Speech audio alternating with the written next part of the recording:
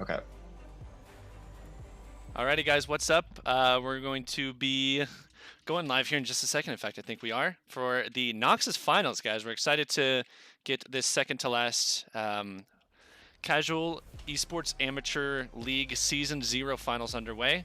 I'm going to be joined by Vrivniv. I hope I pronounced that correctly on the cast here. Yes, I see that ZZ Perfect. Doug is the support for both teams, and it's too late for me to do anything about it. That would take me forever to go back. That's my bad. So, Kamikaze Penguins, actually, that'll lead me into our first topic of discussion for our pregame analysis.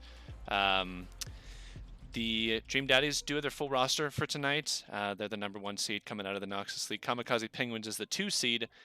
They have almost their full roster. Their support is actually the one that they are subbing out today. So normally they have, I believe, Asher the Heathen is their support, but they're going to be subbing in Mareep here, who brings different flavor and champion pool to the team. So if you, in your minds, as you are watching, looking at this graphic, you can substitute ZZ Dog on the right team for the support for Kamikaze Penguins, their sub, which is Mareep. Then ZZ Dog is actually the support for only Dream Daddy. So let's talk about the teams a little bit. I'm going to start off by running down the roster for the Kamikaze Penguins. We'll talk a little bit about each player, and then we'll discuss champion pools and things that we could see during the draft. So their top laner, Tribbles, actually played a bunch of support this season. I believe for the first 4 weeks was the support for the Kamikaze Penguins. So actually just switched to top lane for the last couple of weeks. And I know he's normally a top laner. He's played in previous leagues with him, but likes to play a lot of tanks. He played in the semifinals versus ARNY. Kamikaze Penguins had him on Cho'Gath for 2 games, or games 1 and 3, and then Tom Kench for game 2. So expect to see him on tanks, but a solid player overall. Always Gonna Game has been in their jungler for the entire season.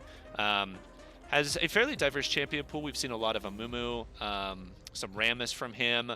Has played a game of Zac, a game of Zinzao, a game of Sejuani, but mostly his champion pool is dominated by the Amumu and the Rammus. So Yeah, look at for the engage with the Amumu and the Sejuani. He's got very high win rates in ranked on these champions. He's definitely going to play one of these. Yeah, and as we look towards the graphic, we will see that Amumu is a contested pick, as Superheroes also played that for Dream Daddies. Moving on to Mansford in the mid lane. This guy's been around for forever. Played against him in several leagues at least before this. Silas and Corki 2-trick. Essentially, Silas did get nerfed pretty recently, so he has switched over to more of that Corki and has developed his champion pool a little bit more as we go on. But just to touch on that, actually, Silas did get changed this patch, and it's actually pretty strong now into mages and magic because the shield is now included on the first E again, which is huge for Silas. He really needs that, and we could definitely see him play this tonight. Yeah, and what's interesting to note is Nicky Mite, the mid laner for Dream Daddies, also has a ton of Silas games. So both these guys are very prolific Silas players, so very likely to be a contested pick, at least for sure in the second phase. Moving on to Asav for Kamikaze Penguins. He's played ADC the whole season. Really likes the Ezreal, the Sivir, and the Ashe. Other than that, he could play Varus or Jinx, but he's played 5 games of Ezreal, 4 games of Sivir, and then I think 3 other games, each with a different champion. Mareep is their support sub. He does like the Lux and the Thresh are his best champions. We could see him on the Yuumi or the Nami, but since ZZ Dog for Dream Daddies does like to play the Thresh as well, we could see that pick contested. But Lux is his best player. So, Vrivniv, you want to take us through Dream Daddies roster, and then we'll talk a little bit more about these champion pools here. Yeah, sure. So we're gonna look here at Cheese Blaze, the top laner for Dream Daddies.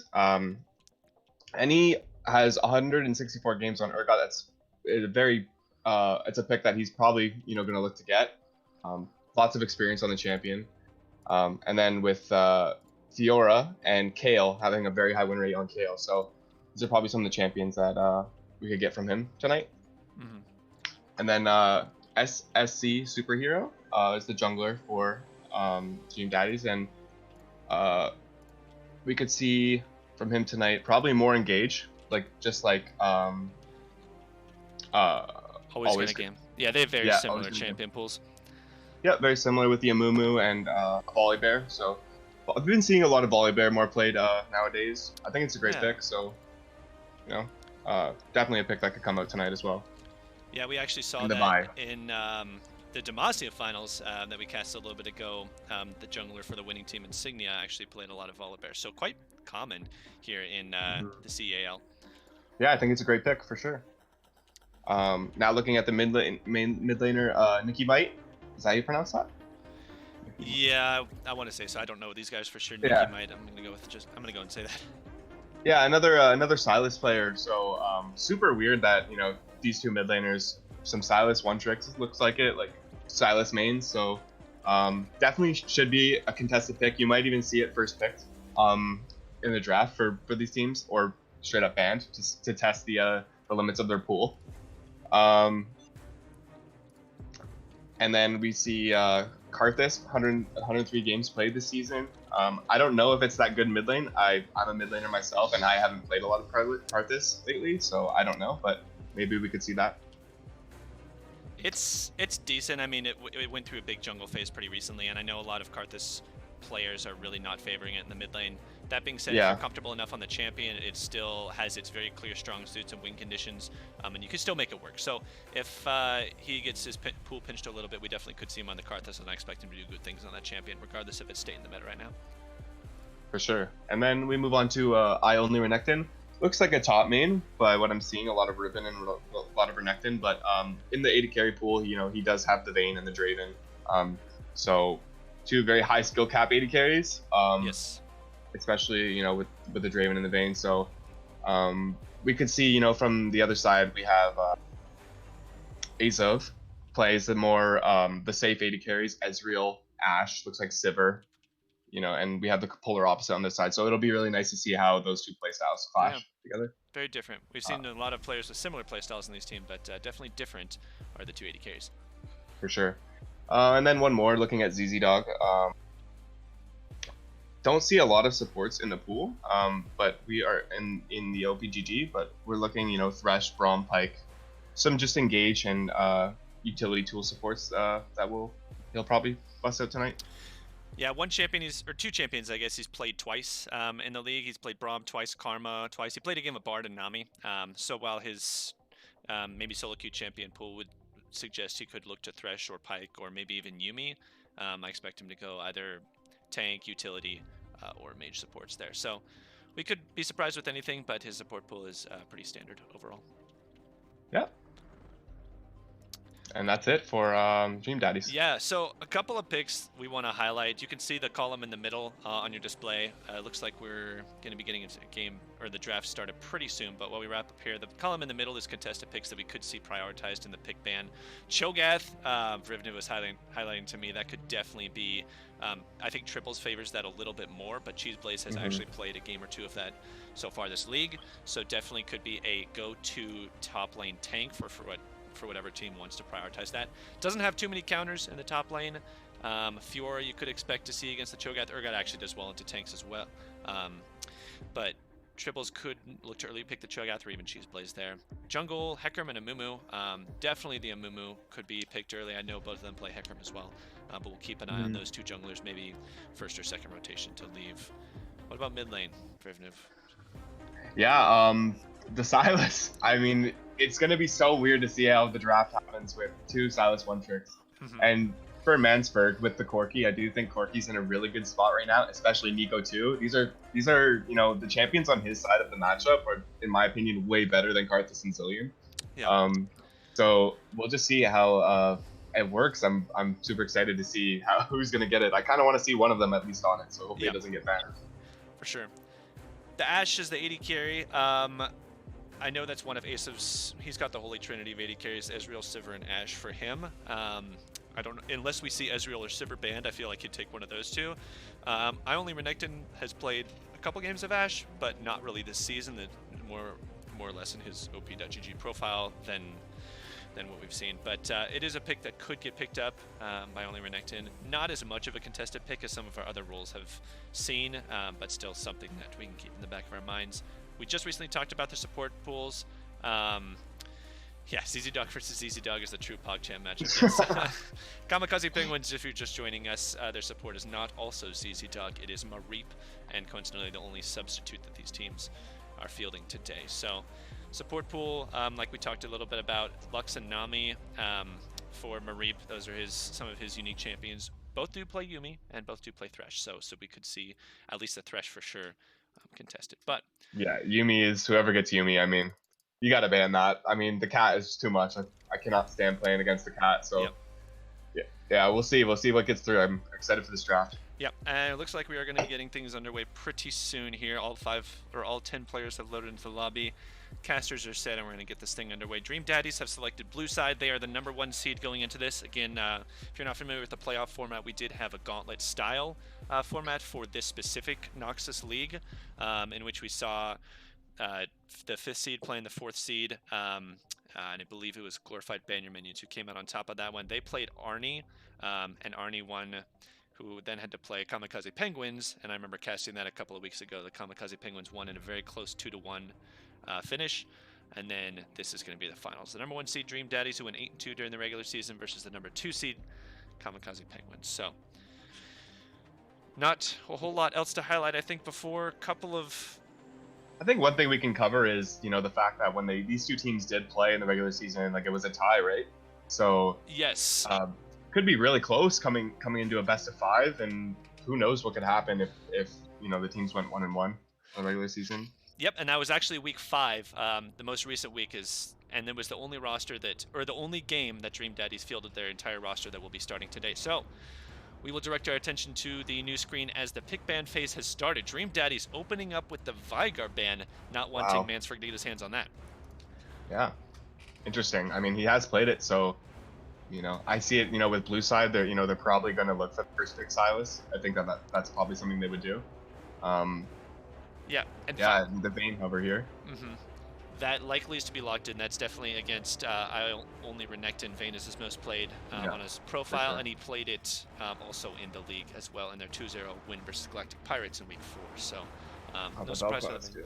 Yeah, so Vel'Koz ban, that also could be at Mansford. He played that in game 3 of their semifinals win versus Arnie and actually did very, very well in that pick. So likely another ban at Mansford there. Kamikaze Penguins respond with the Karthus here. Karthus, that's interesting. I'm super interested by that. Yeah, so Silas and Corky both up here as Dream Daddies round out with a Nami ban against Mareep. So not going to get his hands on that mage there in the bot lane. We'll see what Kamikaze Penguins get their final ban out. But they should ban the Silas here because they'll probably first pick it. But honestly, I think it'd be smart. If you're banning the Karthus, there's no point unless you ban Silas. Yeah, they have to. It's just a really smart move actually by them. Then the insta-lock on the Amumu, which is, a good pickup as well. We highlighted that as one of our contested picks, so that's going to be going over to Dream Daddy's jungler.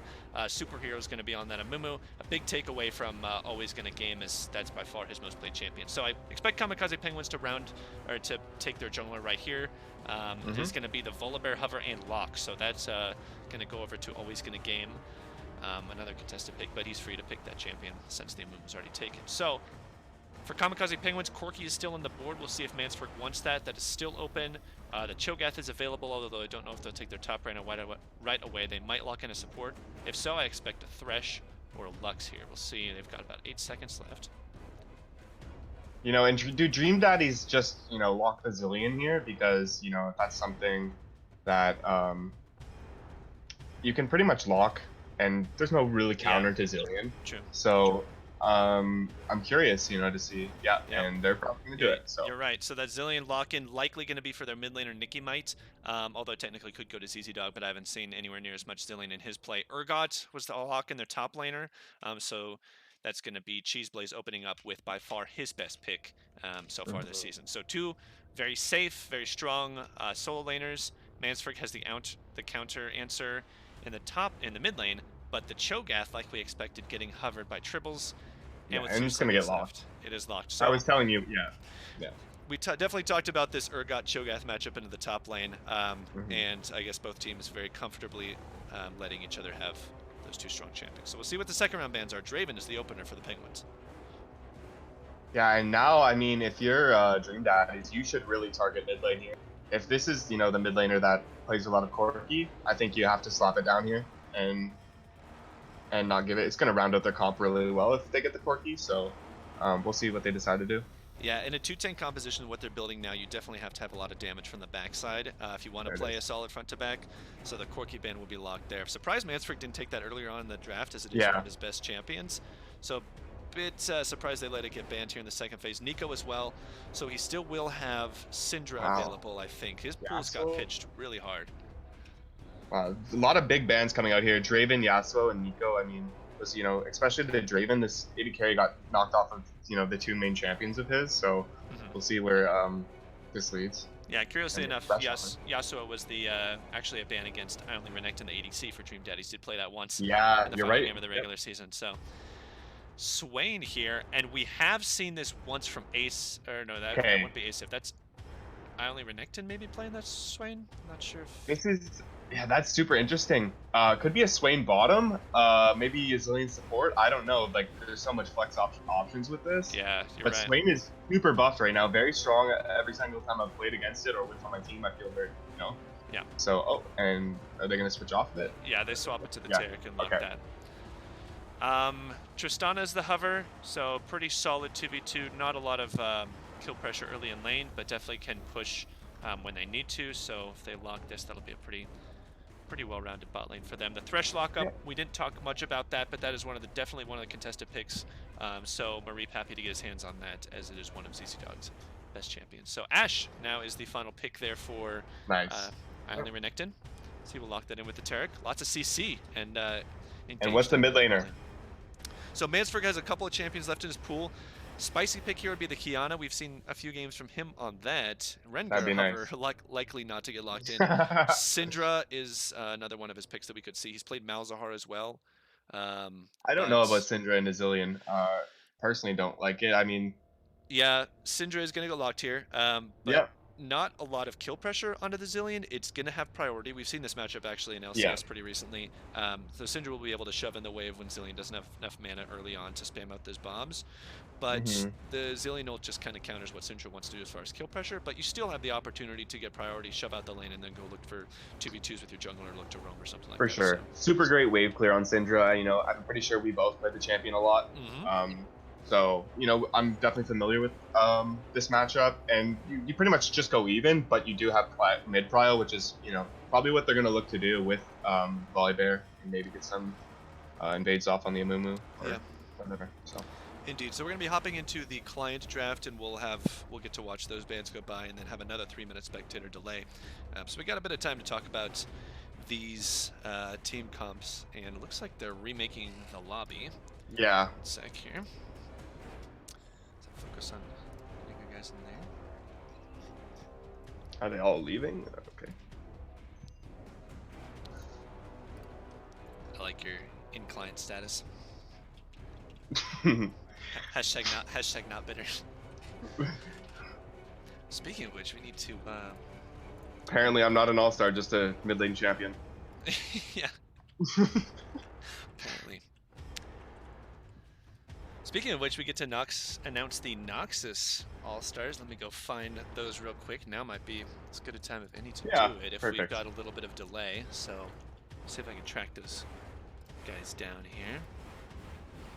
Oh, okay. So the first lobby that they had set up was actually a blind pick lobby. So, no. Oh, wow. Okay. Which I guess technically could work. Yeah, it doesn't really matter. Everybody knows that everybody's playing it. So, yeah. So, while I find those all-star results, we want to launch into discussing these team compositions and the possibilities for what these. Okay, let's just talk about who do you think won this draft, straight up. I do think the Dream Daddies did. I think their best. I think their champions, their summoners got their best champion. So, I guess that was a very confusing way of saying it, but Superhero able to deny the Amumu pick, take that for himself. Very strong jungler between these two. Cheeseblaze by far his best Urgot champion. So two very, very strong champions locked on early. They have the potential with having a lot of damage with the Urgot and the Ashe, so the Zillion pick is good here. But most importantly, they denied Mansfrig his Corki and his Nico. So I did like that, and I don't know if those Kamikaze Penguins didn't want to play the Corki, but I think the fact that they got two of their players' best champions really early in the draft and were able to deny a lot of the best from Kamikaze Penguins. I think that aspect of the draft was in the favor of Dream Daddies. I think the wave clear on Kamikaze Penguins is like insane, like like unreal good. Yes, agreed. I'm trying to picture in my head like a team fight, and I'm trying to think like who wins, and I'm just having a hard time doing it because the CC on Dream Daddies is actually insane if you think about, you know, the Amumu, the Urgot E, the Zillion Bombs, the Tarek Stun, the Ash Arrow. You know, that's all really reliable CC, almost nearly point and click for like the Amumu and the Ash. So it's kind of hard to whip those abilities short range. Yeah. So, and then looking at, you know, Kamikaze Penguins, I don't know. I'm just having a hard time figuring out who wins this draft. You know, if you look at the comfort picks, it looks like they got an even amount because if you look at top lane, they're both on comfort picks. Yes. The junglers are both on comfort picks, so it's going to be super interesting to see how everything unfolds. I'm excited to see how these teams decide to play it out. Yeah, this draft was somewhat predictable, but in a good way. We got to see a lot, like you said, a lot of their players get on picks that we expected and that they're really good at. So there's no, I don't think any team like very, very clearly won this draft. I think everybody's content with what they're on. Like you said, it's a ton of wave clear from Kamikaze Penguins. They are able to stall out games if they do get behind. Dream Daddies have a lot of ability to initiate, pick fights on their term. So it's good to see that everybody's putting their best foot forward in this draft. No team got clearly outdrafted or got thrown on picks they didn't want. So that makes the game a little bit more exciting, knowing that we've got everybody on their best champions and putting their best foot forward for the game one of the finals. Yeah, for sure. I'm excited to see the runes that these that they decide to take. You know, I've seen some Predator Volibear in Korea, which looks funny as hell, but yeah, I'm excited to see what the Cho'Gath. The Cho'Gath is going to go full AP.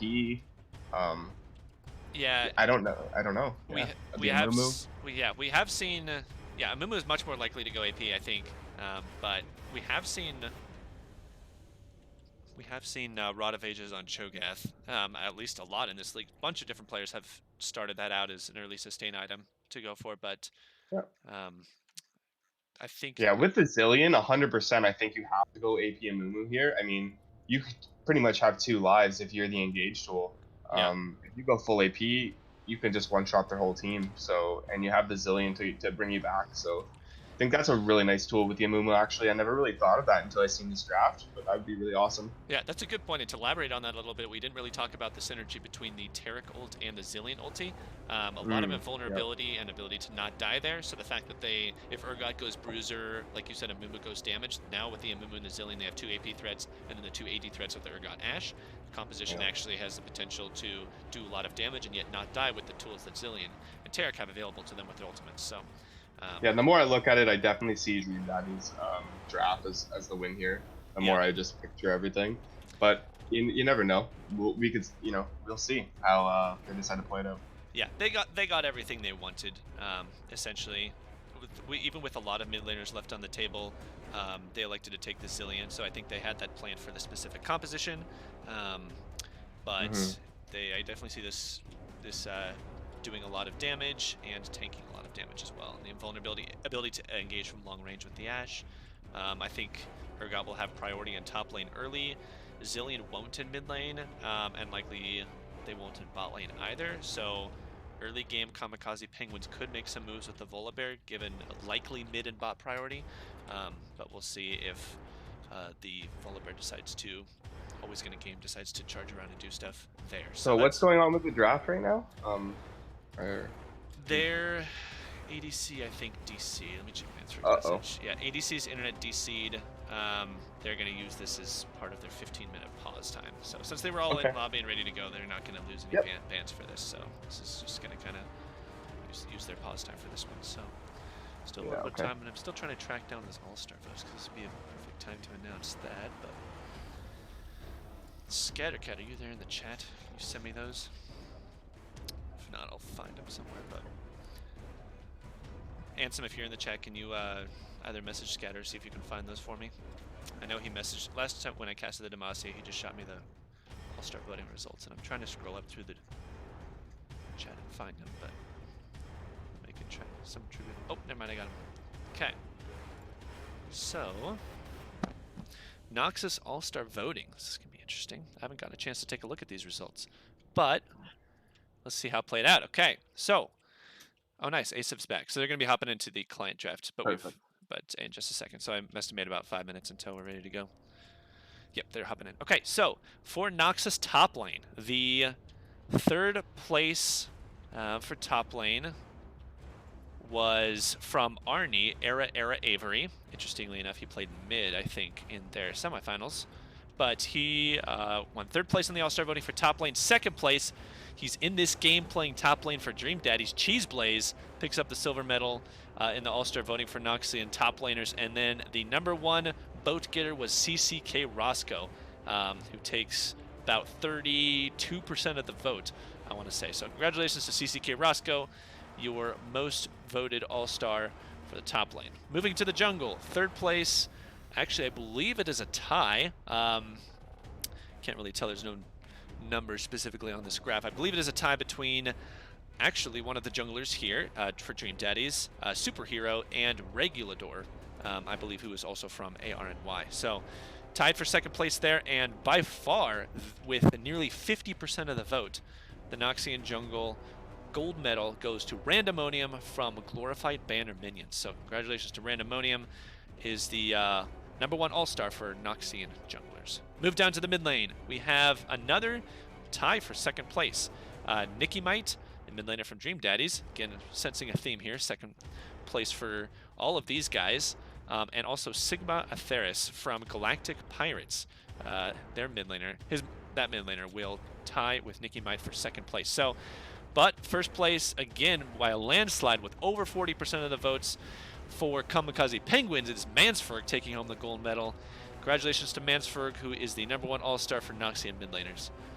Moving down to ADC, again, we have a tie for second place, and again, one of those members is from Dream Daddies. Only Renekton takes ties for second place for Noxian ADCs with Scalar Weapon from Glorified Banner Minions. So, Scalar Weapon and Only Renekton tying for second place, but first place goes to Alpha Rudolph from ARNY, and he wins with nearly 40% of the vote. So congratulations to Alpha Rudolph. And moving lastly down to support here, we have, for once, not a tie for second, but actually a tie for third. So Tribbles, with his 4 weeks on support, actually put in enough impressive performances to be named tied for third place on the All-Star voting. So congratulations to Tribbles, who's playing top lane in this game, actually got voted in pretty highly in the All-Star for support. Time Prodigy was the person he tied with. They're from Glorified Banner Minions. So those two guys will share the bronze medal. ZZ Dog from Dream Daddies. Again, the theme holds true as I'm trying to look, and yeah, every single Dream Daddies player either got second place in the voting or tied for second. So ZZ Dog will take the silver medal there. But #1 in support for Noxian Division is Senpai Daisuke from ARNY. So he will take the first place for Noxian support. So congratulations to all our winners. Again, I'll run down those one more time. Noxian top laner was CCK Roscoe. Jungle first place was Randomonium. Noxian mid laner was Mansferg. The ADC #1 vote getter was Alpha Rudolph, and the NOXUS support was Senpai Daisuke. So congratulations to all those guys. I'm sure Scatter will find them somewhere and post them so everybody can see afterwards if you didn't tune into the stream. But congratulations again to all our Noxian vote getters, and a lot of them are in this game. So cool to see some of the best players in the league right now. Got about 3 minutes left if you include spectator delay. So as we jump back to the cast here, we can talk a little bit more about these compositions. We talked about Dream Daddies having won the draft, given that they got so many of the picks that they wanted, and they have so many tools. How do you see Kamikaze Penguins pulling off a win here? We talked about their wave clear as one of their strengths, their ability to front to back with the Sivir as one of their strengths. Any other ways you can identify that we could see Kamikaze Penguins taking game 1 here? Yeah, 100%. I think there's 2 ways, and it's gonna all of them require jungler assistance and like significant jungler assistance. But if I'm the Syndra here, I know that as soon as the Sicilian gets 6, I'm useless in the mid. Like I have no kill pressure. Yep. So the Syndra has Ignite, the Zillion has Teleport. If I'm the Syndra, I'm up in the lane, constantly having my jungler, with me, ready to back me up, and I'm looking for solo kills. Yeah. And the other way I see a win here is through bot lane. That's usually how every solo queue game goes. Whoever better bot wins. So, Not if bitter mid I'm if laners at I'm all. nope, you don't. It doesn't matter what you do mid. If your bot lane goes 0-8, the game's over. Yep, So, feels bad. Feels bad. so if you're a volleybear and you're on Kamikaze Penguins, I'd probably be just like Q flashing bot and trying to get something with the Thresh. The chain here, the CC chain from Volleybear Thresh, against an immobile Ashe. I mean, even if she flashes, you probably get the kill. So pre-6 ganks are really going to be important. Indeed. And that's probably the 2 win conditions I see for Kamikaze Penguins. And I do think they have the tool to snowball either this mid or this bot lane. If they can get Syndra a kill before level 6 and get that lost chapter, she can just perma-shove the wave and then maybe look to roam it to the river. Given the priority that Syndra and Sivir will both have, I think Volibear will have the tools to move into the river, secure that Scuttle Crab, maybe even look for an invade on the Amumu. So I do think they have the ability to get him in there and get him active in the early game. But like you said, it's a matter of executing that as one of their main win conditions. So we'll see. Sure. I mean, and the thing is early, probably Syndra and Sivir do have mid bot priority, so they should really look for an early dragon. Early dragon, something my team really look to do is if we get an early dragon and then the dragon's gone, we'll literally just lane swap our bot to top and top to bot, and we will look to shove top, shove mid, and then we'll have priority over the Rift Herald. And you just bang out 2 objectives like that. That's a way that Kamikaze Penguins can snowball this game out of control, and therefore they just straight up can't team fight them, and they'll just win. Yeah, and I do think that rotation of bot lane to top lane is very crucial because you see some teams do it when they have an advantage bot lane, but they don't consider the objective on the map, and they'll go at the wrong time, and the other team will just be granted a free dragon for staying a little longer. So yes, definitely something you have to keep in mind, and I do like to see good bot rotations up to the top executed well. So definitely something to keep an eye on, especially in the Sivir lane where an early advantage is something that could happen if Volibear pays a visit. With Sivir wave clear, they shove and start taking those turrets. It's likely that Thresh will have the demolish proc against the turret and maybe Volibear. So this turret could go down pretty quickly if they're able to pick up a couple kills. So maybe even look. They have to make plays fast, and if they just sit back and relax and try to team fight them at 20 minutes over a Drake, like they're gonna lose. They need to make plays. Yeah. And if I'm Volibear, I probably shouldn't be power this game. I should be okay. Interesting. Now we get to see the runes that they decided to take. So we have Conqueror on Urgot, which is really good against Joe. It's probably what you take. Dark and Harvest Zillion is what I'm looking at. Yes, right there. that's what I'm looking at. That's spicy as hell. So super interested by that. And I don't know. I don't play a lot of Zillion, so I can't really say how that works. So I'm excited to see how that turns out. Yeah, I guess the idea is that you open up with a surprisingly damaging double bomb, or as soon as I guess your first bomb will proc off and it'll do more damage. But yeah, that is curious. I don't think I've ever seen on Zillion. Usually you'll see them take the Airy, or even the Spellbook. Yeah, Spellbook. Yep. Yeah.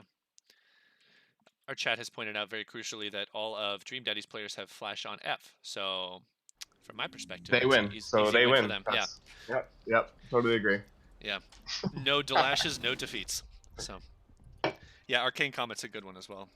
Mystic, I think pretty much you can get away with a lot of the Airy Comet runes on him. So let's see if we get any level 1 shenanigans early on. Yep. Level 1, we have the Volibear Flip, the Cho'Gath Rupture, and the Thresh Q. And then we also have Taric Stun, Ash Volley, Zillion can throw a bomb. So some decent CC, but it's not crazy. So we'll see what happens. Looks like Dream Daddies are stacking up here. They may look for something. Yeah, it looks like a fan out from the side of Kamikaze Penguins, so... Volibear recalling. Okay, uh-oh. They see the Taric here. Is he going to get the recall off? He is not. Oh, we'll see the Taric stun. Oh, we will dodge the Taric stun nicely. Flash over the wall. So, tragedy averted. Yeah. Nice dodge on the Taric stun. Was able to get him the ability to flash over the wall. So yeah, if he just finished the recall, he would have been fine. If it's after the 1 second, any damage doesn't stop your recall, so he probably would have been all right. But just take the safe route, just flash. The only problem I see with that now is that's kind of a problem for some early pressure. yes, If they try to make a play, it could get flipped pretty bad. So we'll have to see how that affects. Yeah. Turn chat off real quick. There we go. Alrighty, so both junglers looking to start bottom side, get some help from their bot lane. So we could see them meet on the top side if both of them try to go for level 3s or contest that scuttler early on. But yeah. Interesting Zillion Bomb. That's, you know, a leash that just helps your jungle out a bit. Yeah, you know, because it's a dot ability. Kamikaze Penguins did get a ward there in the top brush above the red buff, and Mansford will have seen Nikki Might appearing late with a little bit of mana gone coming in from the bot side, so they know where the Amumu is starting. Likely always going to game with that flash down, maybe not looking to make an invade path, but at least they know where the jungler is, and I wonder how they'll be tracking it from here.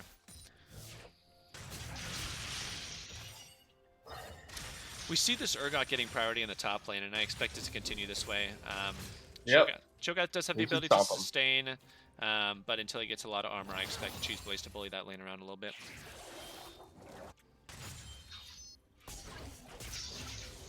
See how many of these CS he can pick up under turret, as he does secure a couple, but... Oh, nice. Yeah, as Rupture lands, he's able to get a decent amount of damage, but in bot lane, you can see already A7 and Marif getting the shove on, and we expected that with the Sivir. But if they can push that wave in the turret, deny some sis, but always going to game, making his way up here to the top lane, and Mumu's not anywhere near. There's no ward down from Cheese Blaze. This could be a first blood here, even without the flash and the Volibear. Let's see. He's coming in. Flash early from the Urgot, and we got to play mid here. He doesn't have Q. He doesn't have Q. That's why... Ooh, double bomb lands on a Mansford. Superhero follows up with the stun. One more auto, and that's going to be first blood. And Mumu takes him down. First kill to Superhero as he responds with the top lane gank into a successful mid one of the zone. So Mansford unfortunately goes down and uses the flash there. So really good stuff from the jungler there. Powering the pressure top with something mid, keep him off guard. Yeah, really good stuff. Yeah, I'm surprised Cheese Blaze was able to just flash out of there and be safe. I thought Always Gonna Game had an angle on them, but weren't able to pull that one off. So we're probably going to get into a bit of a lull here with the pressure. But you know, one thing I'm looking at on the team with the runes is the Ashe taking lethal tempo. Oh, and some pressure mid. Ignite down from Mansford without the flash. Not probably won't. Yeah, not going to be able to follow him up. But here comes Volibear for the repeat in the top lane. Cheese Blaze now, no flash. With flip now. See if he gets this off. The Rupture will land, and this flip will as well, and I think that's just a dead Cheese Blaze. He's going to go down. Okay. Bot lane as well. I only Renekton in trouble here, but Marip might be the one to go down. Ignite on him. This is going to be from behind. I only Renekton is going to survive. They're going to have to Marip's going to go down decide. here to the Zillion. Yeah. Oh, why would you flash? Yikes. Yeah. Not sure you want to use their flash there. Mansford's going to roam down. He's behind them in the tri-brush. We'll see if he goes for a kill here.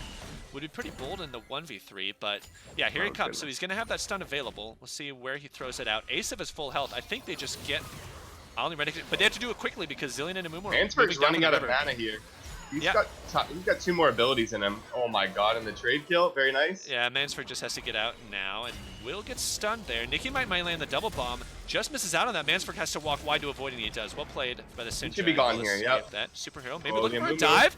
Uh-oh, misses the Bandit's toss. That's unfortunate. He's going to go down to that turret. The bomb lands, but it's not going to kill on the Syndra, so wow. And the outplay. Yeah. That's big for the Syndra. That's really big. Blue buff coming down mid lane is huge. So, 2 kills on him this early. The roam's paying off. Marip trying to go aggressive in the bot lane, but just doesn't have enough damage to secure a kill. So, a lot of things happening right there. We had the early fight where initially it was going to be a 2v2 bot lane. TP came down from Nikki Might on the Zillion. Was able to go ahead and clean up 1 kill, but Mansford is able to rotate down behind. They traded another 1-for-1. And then Mansford able to outplay under turret getting away. So I think overall we saw a 2-for-3, I want to say, as the kill score is even now at, or no, it was a 2-for-2 because Kamikaze Penguins entered with a gank in the top lane to take down Cheese Blaze. So overall very even. And kills going on to Syndra, so she'll be very happy in the mid lane, accelerating that lost chapter. Roam's coming top right now with Syndra and Volibear. This could be another kill. Yeah. And they really want to give this to Syndra here if they're going to get it. Yeah, no ward for Cheese Blaze. He's going to go down. The stun is going to land. The weak has been scattered. And Mansford gets the killing spree there. And yeah, very good. Nice really little good roam stuff. there. Yeah. Interesting that he chose to roam. I believe the wave wasn't fully shoved, so I don't know if this is going to get... This full cannon wave is going to be brought into tower. See, he'll make it back to the experience. Yeah, so Mansford's going to make it back in time. Is going to lose one minion. This is the scatter of the week, but I think he'll be able to take down these casters and the cannon. Yeah, he should be fine there. We see bot lane. Oh, looks like maybe a DC. Nope, stun's going to land in. No spell shield there. Superhero's behind, and I think Asa might just be dead here. Nice little gank from Amumu down to the bot lane. No vision from Kamikaze Penguins to spot that out, and quick kill to Amumu. Yeah, Kamikaze Penguins here really need to look for, okay, and it looks like Amumu started up the Infernal Drake. Yeah, Mansford is chasing Nicky Might around there as well, so I'm not sure if they've spotted or no Amuma's down there. Volibear's going to move vision. Down Volibear is walking though. Yeah, this might be really bad. Superhero, no flash, is going to have to exit bot side. Luckily, no his bot team priority. Is there. Dream Daddy's team is there. Not sure if Kamikaze Penguins want to fight this without their bot lane. They don't want to give it for free. This is a 3v4. Hook lands onto Amumu. They could go for this. Sivir is not here yet, but she's coming. Mareep kind of caught between a rock and a hard place. Lanterns the Volibear in there. They take him down. This might be the Volibear down too. Dream Daddies, ooh, they don't get the Volibear on the back end. Only Renekton gets a zillion ult onto him. 1-for-1 overall right now. Ashe is going to have to back out. And, yeah, so 1-for-1, nobody takes the dragon. Superhero might just get executed by this red buff. Yeah, he's about to walk out. Oh, man. Oh, God, Turn the camera away. God. That's unfortunate. Yeah. But we have a fight now here in top lane. The action just is not stopping. Cheeseblaze with access to that ultimate is going to drop it onto Tribbles here. Flash is the ultimate there, so Tribbles. Really good flash there. Yeah. No, don't want to risk giving him anything. You know, he has the Conquer, so he is going to shred you down if a consistent fight with him. Yeah. And again, if he had died, died there to the ultimate from Urgot, he would have lost a lot of creeps into the tower. So you definitely have to flash that. He's able to pick those up. Ooh, great spell shield there on the Sivir. Yeah, Enchanted Crystal are not going to land there. Interesting choice not to give the blue buff to mid. If they're looking for the priority on the Infernal Drake, it's definitely something you want to do. Is give Syndra, or you know what, even the Sivir. I'm not joking, would be really good here. Yeah. Always gonna take that.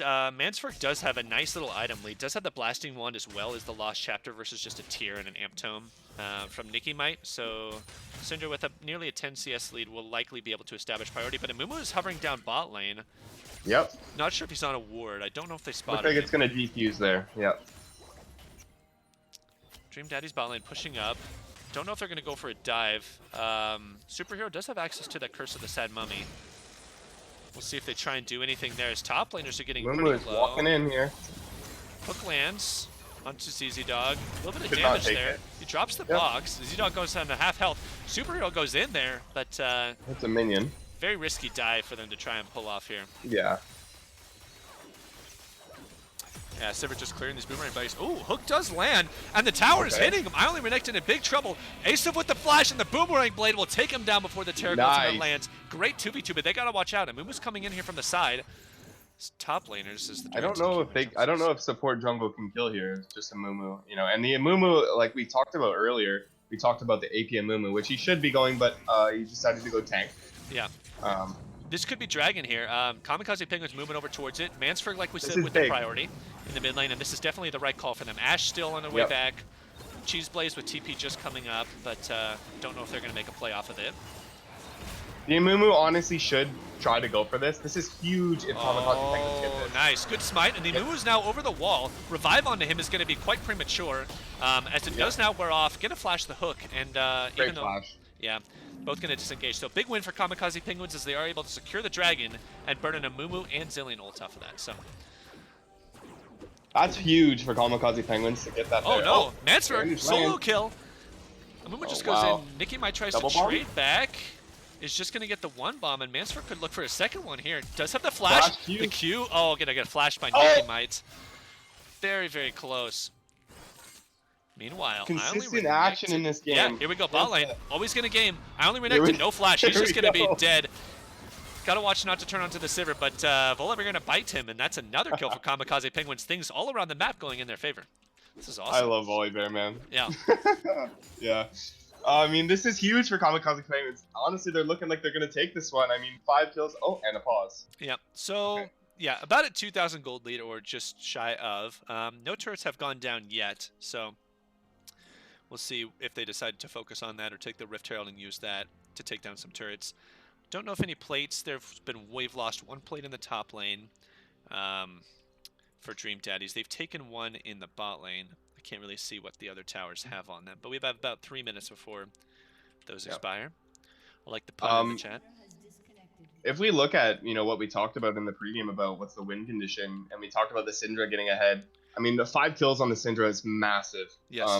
If she ults anyone, besides anyone that's not a Mumu, she's probably getting a kill. Oh, and the game starts. Yep. Looks like we're back in quick DC, I think it was, but I think we should be getting back to action here. Top laners are going after it. No junglers in the area, just kind of doing top lane trading things. But yeah, as far as bot lane goes, we do have one plate knocked off by the Penguins. They're able to take one there. And the top laners, they're actually going really low. Here comes the ultimate by Urgot. He flash tower dives and gets feasted. Very greedy on that play. Almost had him, but was really hoping to make that Fear Beyond Death be crazy. fatal. He is a main, so he probably thought he had damage there and just figured, I have it, and just too much HP on the Cho'Gath. Yeah, deceptively tanky there and able to secure the kill with the Feast. So that's really huge for him as he gets one of those stacks. Righteous Glory is completed and is now 2-0 on this Cho'Gath, so... Yeah. This is big. Things just keep going the way of Penguins here. Yeah, and now that 1v1 threat that Dream Daddies had in the top lane, we discussed Kamikaze Penguins being able to establish priority with the Sivir push and the Syndra push. As Only Renekton may be in trouble. His support is coming in from behind. This could be an all-out 2v2. No, Nicky Might is here from behind on the Zilean. Looks like the Thresh is going to drop. Ace of Spell shields one of the bombs as Renekton picks up that kill. Arrow's going to land, though, and this is going to be the second kill going to the Ashe. Well played for the Dream Daddies. Yeah, really good stuff. Zilean roaming down. Going to TP back mid and clear that wave, so... Interesting stuff from the Cho'Gath not to TP in when he had it, and he had no... That they're going to look for a gank here. Return gank. Yeah, Cheeseblaze is going to jump out. Dribbles with the Righteous Glory, going to be able to get in here and get that slow. This is going to be a kill. Yeah, no flash on Cheeseblaze. I think he just dies here. Going to try and drop the Mumu coming in. Oh, coming in. He's going to ultimate. Those targets are pretty low, but I don't know if he wants the chase. Yes, Mansfurger's coming up here. Scatter the Weak is going to land right here.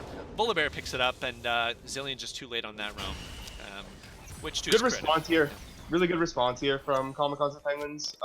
Just, getting kind of messed up bot side and turning it top, so yeah, they should know better. I think if Cheeseblaze had roamed down there to his Amumu a little bit sooner rather than up into the top lane, that might have been different. But Mareep going very low here. Only Renekton putting out a lot of damage. Dodges from the Ashe there. Really good orb blocking to dodge the hook. There's now mid lane. A little bit of trading as the double bomb will land on Mansfurg. Nicky might pretty happy about that. But Syndra wants the all-in going very low. The revive will land. So really good R here. Let's see how Mansfurg plays this. Up and Q. Okay. Yeah, Nicky Mike comes back with a decent amount of health and flash in. Oh, nice scatter. The weak. The Ignite will land. That probably will take him out, and the shutdown goes over to the Taric. As before we can even talk about that, top lane's in a lot of trouble as Tribble has stayed a little bit too long under the turret. Fear Beyond Death will take him down. Volibear's in right there behind him as the thing hits the turret. I don't know if it was in time for the plates. It may have been right on that 14-minute mark, but always it never stops. Yeah, it does not. Cheeseblaze pops the blast cone. Oh my gosh, every lane. Yeah, Sivir now has to pop.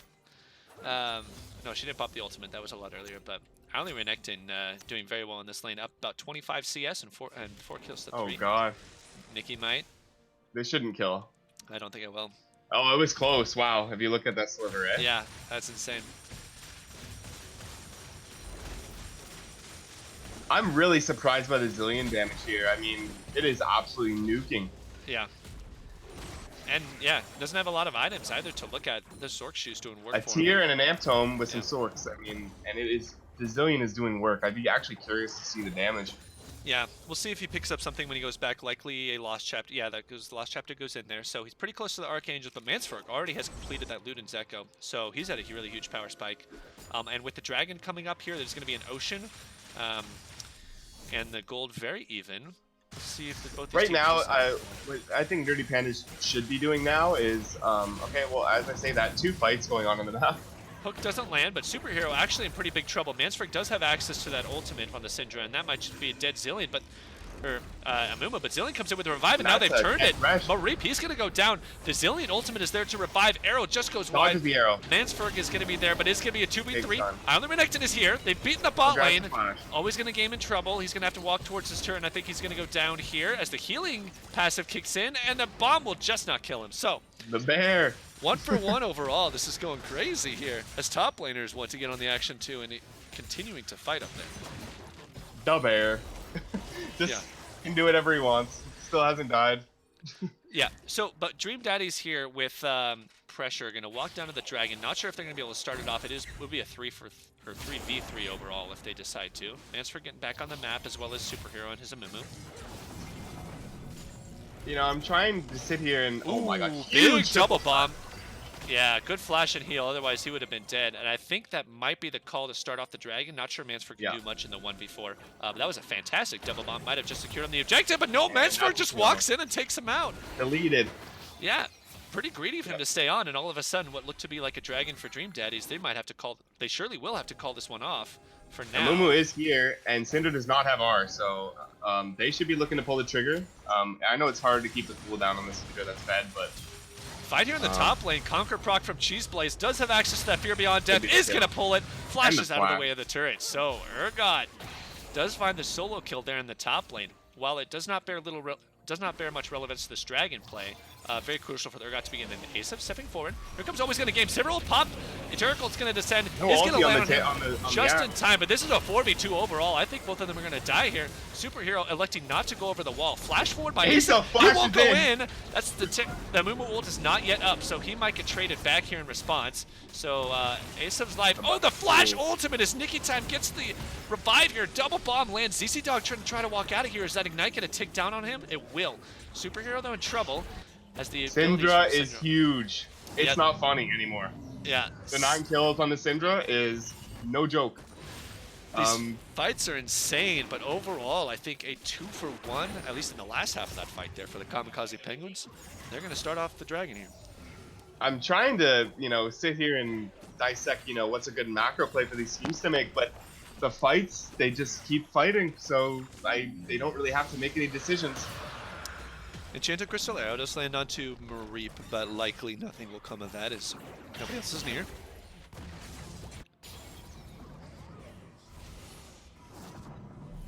Now, what does the Syndra get here? I think, looks to be starting the that part of the Morellonomicon. I forget what it's called. The Oblivion Orb, I think it is. Not sure he wants to finish the full Morellonomicon because there's not a lot of healing on Dream Daddies other than maybe the Taric. Oh, and he gets the Leandries. Yeah. Yeah. Interesting. Okay. And, there's a few options you can go this route. Maybe something, I mean, you're a mid laner, we both play Syndra. Yeah. Something maybe I'd look for here is a Spellbinder. Yeah, I would There's not a lot of champions you can buy it on that are viable, but right here, while you're ahead, to get the movement speed away from the amount of CC, look for some engage with the Volibear too, that, I'd probably go Spellbinder here. I would. We'll see if how the Leandri's Torment works out for him. Normally better on burn mages, but something like Mansferg is looking for the burst. Still good. I used to build it on Syndra back in the day before the other 10 item. Oh, nice ultimate there by Nicky. He almost gets to lead, and Mansferg looking for more there on the bottom side. Is getting jumped in by Nemu. A bandage toss into the Curse of the Sad Mummy. Mansferg pulls out of there with the lantern. Oh man, Fear Beyond Death just goes wide as we have fights on all parts. Looking at Ashe now, is going to get taken down by this Volibear. As we look to the top side of the map, it's going to be a 1 for 0 as Kamikaze Penguins don't lose any, and they take down the ADC from Dream Daddies. This is good stuff. I mean, the Mumu is definitely dying a lot, but, is a huge engage source. They still have the Taric ultimate. Let's see if he can pop it. No, he's just going to get feasted there. And this fight's going to be all Kamikaze Penguins. They're charging forward. Superhero getting knocked out with the Rupture, but one more hit from Asif. No, always going to game. Flashes forward on the Volibear. Another 2 kills going over to Dream Daddies, and 3 for 0 in this fight, and maybe more as Cheese Blaze is in trouble here. 5 members descending upon him, but we'll be able to walk back to his turret. Yeah, that's going to be Nicky Mite joining on the Zillion. Arrow lands, but always gonna game, having a huge game on the Volibear. I really like what he's doing actually. Scatter the Weak just pushes him unfortunately out of his teammate's hook, but they're not too worried about that one as they're gonna recall, and look for some big items. There's 3 kills on the board for them here. Yeah, they just keep coming away with it. It's almost like, you know, Dream Daddies are taking like 2 steps forward, 1 step back kind of thing, or like the other way around. You know, Yeah. Kamikaze Penguins are, you know, getting 2 kills and giving up 1 usually, or vice versa. You know, so Yeah. While the kills, although, have been going over to Kamikaze Penguins, their gold lead is still just around 2,000, which is not too much, considering they only have 1 turret. So their gold lead really won't start increasing. Oh, double bomb lands on Asav. Does spell shield the bandage toss, but he's still in trouble. Yeah, he's going to go down right there. Always going to game on the Volibear, might be in trouble as well. No second bomb comes in. Mareep maybe looks for a hook, but yeah, Sivir just stepped up a little bit too forward. Spell shield doesn't work against the move advantage there, or it just blocks the CC and still brings them in there, I guess. Yeah, exactly. That's what happened. And interestingly enough, Nikki Might didn't land the bomb onto Asav, but landed onto somebody else, and the AoE actually stunned the Sivir. So definitely she was not expecting that and did go down as a result of that. So, oh, Mansford looking to pop Nikki Might, who drops the Seraph's Embrace and the ultimate. Gonna die here. Meanwhile, top lane, Fear Beyond Death will take him down as Syndra goes down in the mid lane. 2 kills from Dream Daddies, and they're looking pretty good here in this split fight. Mareep a little bit too late to save. They got a comeback coming here. Oh, arrow into second bomb may land here. Oh, he's gonna game. Yep, Zilean will take him out. Cheese plays pretty deep, nearly at the Nexus turrets trying to fight. Can the Thresh win the 1v1? Let's see. It's gonna have to be some turret intervention, I think. Here. Outplay, baby. Flash does get out of there. He'll be fine, but turrets are going down left and right for Dream Daddies. The Demolish proc will secure the mid lane inner. And just like that, you know, the game swings, and that's a 2K, 3K gold lead for Dream Daddies. Yeah. Just like that. Oh, and the flash! A Mumu going over the top. Will you survive the last turret hit? He will. So insane that's a crazy play. And looks like they're going to get this top lane inner turret. So all of a sudden, despite Kamikaze Penguins being up a decent amount of kills, Dream Daddies are able to turn it plus get those turrets. So now their gold lead goes up to nearly 4,000. Insane stuff. The fact that just the high tempo gameplay, they don't, you know, they're getting baited into the Fiesta here, and that's how they're losing. Yeah. Like we talked about in the you know, start of the game, the CC on the side of Dream Daddies is just insane. So yeah, now you're starting to see their composition come together, whereas, you know, Kamikaze Penguins had that early lead. Now it's just going away. The Syndra can't carry. Not her fault, but yeah. Kamikaze Penguins starting up a Dragon here. This could be risky. They are in a 3v2 as only the Zilean and Asher here. Now a 4v2 is Cho'Gath the Rive, so they might be able to get this one and walk out. I think Dream Daddies are just going to let him have it. They just have too few people on this side of the map right now. Good pickup. They really need that. That was Ocean, correct? Yeah. Yeah. They really need that for the poke. I mean, it's so brutal from the Zilean. Amu and Turek are on their way. They might look for a fight here. The Enchanted Crystal Arrow is up from the Ash. As Cheeseblade is trying to take down Mansford, but Mansford might just turn him on it. Cheeseblade looking for that Fear Beyond. Dead's very close. One more Q should do the trick, and he will. So Mansford does take him down. Nice little Luden's proc there, and does win the 1v1 on the side lane. So well played by Mansford there. His 14 you know, when you're a 10-kill Syndra, you should be getting in a side lane. 100%. There's no one really that can 1v1 you on their team. Yeah. If they stand 2 even, you can probably just Q one of them away and survive. That's what you want to do here. The Penguins pinging the Baron, they're going to go straight on this despite only being up 5 to 4 members. I think they might have to get one more pick in order to make this a reality. But yeah, they're just going to clear the vision and see if they can walk in. Wouldn't be surprised if a fight starts here, but... You know, something that... Another thing I'm looking at the draft and thinking, you know, I mean, maybe they don't have a lot of experience playing against Zilean. Okay, they're going to look for something yeah, here. Hang on 1 second. Looks like they got a fight here. Superhero looking for a timing to get his Amumu ult down. Trying to see if he can get engaged on the Sivir, but always going to game in trouble. The ultimate comes down to an Eye Only Renekton. He's going to survive on this Ashe, and they pick off the Volibear. Now this is trouble for Kamikaze Penguins as Z-Dog is zoning both the Syndra and the Cho'Gath on the top side, and looks like the Daddies are going to start on the Baron with man advantage. No jungler, so, I mean, they either got to fight or it's going to be a free Baron. So Tribbles does have access to his Feast. He could flash over and steal this one if he wants to. Mansford looking to play aggressive on that bot side. The Baron might just go down here.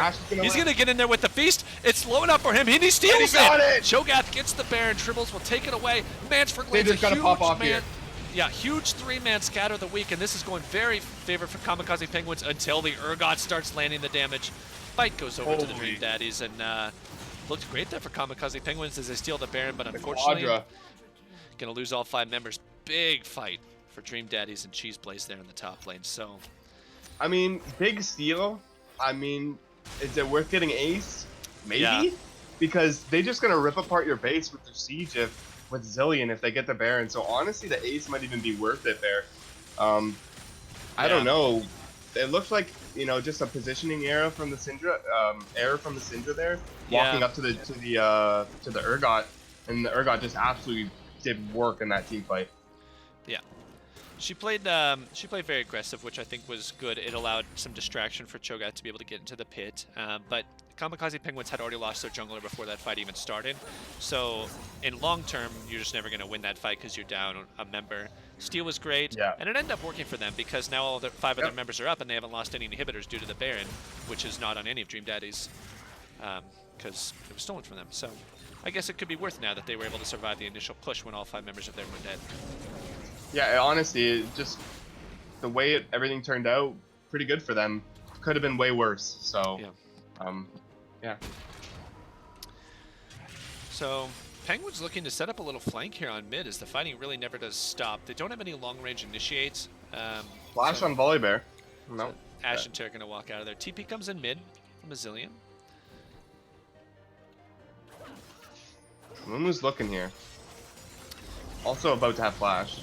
Yeah. Asif gets pulled to safety with the Lantern. Yeah, Dream Daddies really want to walk this down mid lane and start knocking down some inhibitors. Oh, in goes Superhero. Does get the Sivir ultimate flash from Mansford. Yeah, he's just caught in a rough spot there. And Nikki Might's little speed boost onto the Mumu actually caught Kamikaze Penguins off guard and kept him honest on that little split they had going there. So Mansford flash down, very big tool for them. Mobility tool for the Syndra gone. Yeah, honestly, just looking at the board, like, Dream Daddies, their bot lane just super ahead of the opposing bot lane. The Sivir, you know, she's doing her job by wave clearing. Just got to be a little bit more careful. I don't know how she's dying in fights, and I don't really remember. Good spell shield there. Yeah. The thing is, with all the fighting that's been going on, her farm is at 142 in 28 minutes, so not anywhere near the kind of clip that she would want. So these fights have definitely been having their toll on the members of Kamikaze Penguins. I think Mansford's the only one who has a CS lead, other than, I guess, the jungle does too, but not great CS numbers. So yeah, like if you're Sivir and you're not picking up kills in these skirmishes and you're losing out on so much farm, then you're in a pretty bad spot to try and get your items. So a bit tricky for her as counterpart, Ione Renekton is actually picking up kills in these fights. So if the fights aren't doing much for you, then your CS just isn't going to be there and it's going to be a rough game. So, ooh, nice double bomb. As Kamikaze Penguins are looking for the Sivir ult and the Volibear. Yeah, they want this. 1v1 in the top lane. Nash is kind of split on the top side. Oh, the arrow lands onto Asa. Sivir's gonna die here. Probably gonna, yeah, she's probably gonna go down. Terracolt lands, and this fight's gonna be all Dream Daddies. As Mareep is pretty low. Mansford trying to ward off the Taric on the top side, but the Volibear will drop here. The ultimate onto Ione Renekton, the Ashe will not die. Mareep is gonna get fall as well. Triple kill for the Ashe. As Syndra's just trying to kite this Taric. Oh, does drop him in the very end, but the damage has been done. She's the only one alive from that side of the fight. As Cheese Blaze with the completed Black Cleaver, Spirit Visage, and Death Dance will take down this Cho'Gath. And just not enough armor or health on the Cho'Gath, despite that being all these bots. Urgot just will win this 1v1. Oh, Mansford in trouble here. This could be the ace. The only one alive. Looks has like to it's gonna cut be. out. Yep, we'll pick that one up. So likely this will be another inhibitor going down. Asif is up in 1 second and Mareep in 5, so they might not get... Yeah, the wave isn't really there. Yeah, in that fight, at Dragon, Syndra, okay, Sivir. Yeah, Cheese Blaze not able to quite exit as the Zillion ult comes down, and that's so unfortunate as she got baited into that one a little bit.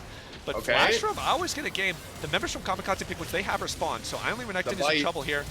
Fear Beyond Death just misses. The kiting. Yeah, she's able to buy enough time for her team, and Cheese Blaze picks up another 2 kills, and Dream Daddy's Urgot's just getting ignored here, and he's doing work. 2 damage items there, and able to do so much damage. Bought enough time with that Zillion ultimate. Unfortunately, Sivir got baited a little bit with that. And while that wasn't going to be the inhibitors initially, the fight in the end allowed them to take their 3rd inhibitor. So Dream Daddies looking to back off here and close out this first game here.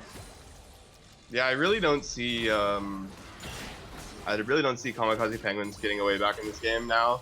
7K gold lead, and Baron's gonna spawn. They have 3 inhibs down. It's looking like a done deal.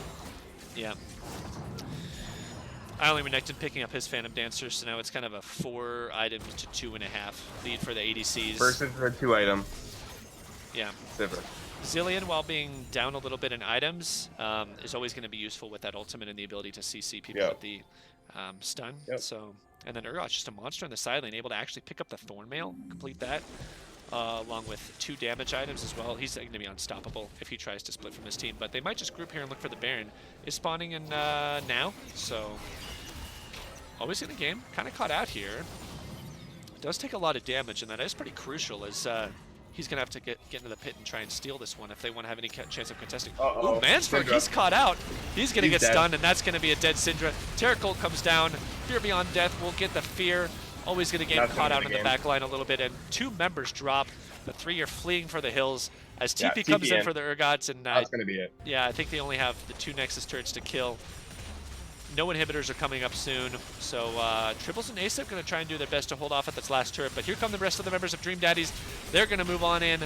Cho'Gath's going to start melting. Yeah, too many minions around these turrets. Reap goes down as well. Sivir has to flee back to the Fountain in terror for her life. Nexus burns down, and that's going to be game 1, guys. Look at that. Going to Dream Daddies. They tear them apart in the late game. And we'll take 1-0 in the series. It's really good stuff. The comeback. Yeah. The comeback kids. Yep. So many kills going over to the Kamikaze Penguins earlier. That the early to mid game was so hectic, but the fact that they weren't able to take any towers or meaningful objectives off of that was crucial and enabled the Dream Daddies to pick fights on their own terms since they had all their towers up and come back. I'm 100% banning Urgot next rotation if I'm Kamikaze Penguins. Like 100%, not even a question. The guy is an Urgot main. You know, you got to get him off that. And just one thing, maybe they could take back to the room is, they had a huge lead and they got baited into the Fiesta. Whereas if they kept their gold lead and just slow played the game, they would have been able probably to snowball it off the leads instead of just fighting and fighting. Yeah, there was a lot of A-ramming in that mid lane. When you're the team that's ahead, that's not what you want because you're not utilizing your abilities. I mean, we saw that Cho'Gath was actually solo killing their Urgot, was up a number of kills in the top lane. And since, I mean, they didn't utilize that or play around the side lanes in any way, Urgot just was allowed to continue to 1v1 that lane and start scaling. So a lot of A-ramming and did kind of cost the Kamikaze Penguins there in the mid game, and Dream Daddy's able to come back. So game 2, I think you're right. We'll see that Urgot ban. Possibly the Zillion Taric combo could get hit in the ban phase, but I think I'm interested because it's like with the Zillion, you can't really kill him. Yeah. And it's just kind of like a way to go through lane without being punished really. Yeah. I'm really going to be interested to see the way the teams get creative in the draft and to see how they deal with the problems that they had that game, which 100% was the Urgot and 100% was the Zillion, because the Zillion with the revives really I have a word, but I'm not gonna say it.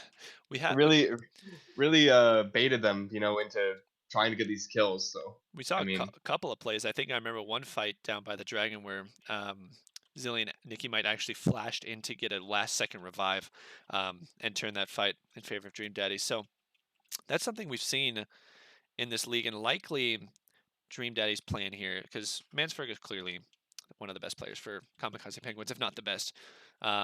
It's worked a lot in the past, and I know this has been done against me, is to actually take a utility mage, something that can kind of just survive the lane and be really helpful in the late game.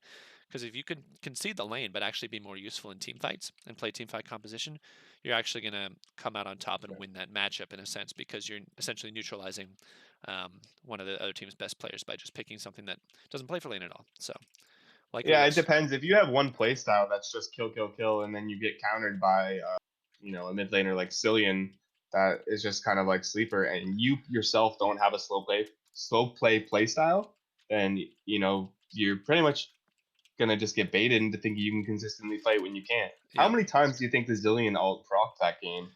Oh, I'd probably at say least like at least 10. 17 times Yeah. or something crazy. Like, it was a lot of times that I seen it go down. So Mhm. Yeah, and we even saw times where they would just use it on the Ashe, and the Ashe would just run forward and with no fear of death, and it was very helpful for them. Yeah, Nora All-Star rosters, we announced them in right before the first game. I'll go ahead and run over this one more time just in case we missed it. I announced, I think, the second and third place as well, but I'll just list off the first place. Again, for those of you who are still just joining us, for NOXUS top lane, CCK Roscoe won the top lane vote. For the jungler, it was Randomonium from Glorified Banner Minions, who took number 1 in the jungle for All-Stars. NOXUS mid laner was Kamikaze Penguins' Mansford, who's in the series. NOXUS ADC was Alpha Rudolph from Arnie, ARNY, depending on how you like to say that. NOXUS support, also from ARNY, was Senpai Daisuke. So congrats to those winners of the All-Star voting. And I think one of us Tribunal members will post the list afterwards so you guys can reflect on that and see it. So see if we can get the draft loaded in here as these guys are looking to start getting ready for game number 2. Anything just besides waiting on one more. anything besides potential Urgot ban? Do you think Dream Daddies have any reason to change their bans up at all after the game 1 win? I don't know. I don't think so. Their bot lane played great. Ash and Tarek are really good champions. One thing I was trying to say, but the consistent fighting, I couldn't even get it in, was, the Ash went lethal tempo instead of Comet. Like the new Korean build is like Triforce Ash Comet. Yeah. Um, so it worked out for her, and her auto spacing was actually pretty good that game. Mm-hmm. I'm curious to see if they take the Zillion again. I thought the Zillion was actually really good, and I'm wondering if I'm Kamikaze Penguins and there's something like a Zillion, uh, I want to see them slow the game down. I don't want to see a fiesta. I want to really see like real macro decisions, real farming. With the Sivir, they have to slow the game down there, and maybe something if they pick the Zillion. I don't know Mansford's champ pool, but something like an Azir is really good into a Zillion. You can shield the bombs with your E if you're gonna go low, and you have a range advantage. So Yeah. something maybe slower. Like, I mean, the Cinder can be slow, but you do have kill pressure, so you are like kind of like in your head thinking, oh, I can kill him. Yeah. Something with like an Azir. I don't know, and we'll see if the Silas gets through. Definitely going to be a contested pick. Yeah. So worth noting that they're going to be swapping sides for game 2. In regular season, it was you would just swap sides no matter what. But in playoffs, teams actually get to choose after game 1, or including game 1, which sides they want. So Kamikaze Penguins are going to be going over the blue side, while Dream Daddies will be taking the red side. So now Kamikaze Penguins, they have the option of first pick, and draft is going to be getting underway shortly. I'm getting that error again on the stream where the pro draft link will just not show up. So I'm consistently trying to refresh that and see if we can get that up, but let you know when we're ready for that. Okay. I do have it open for when they do start. Okay.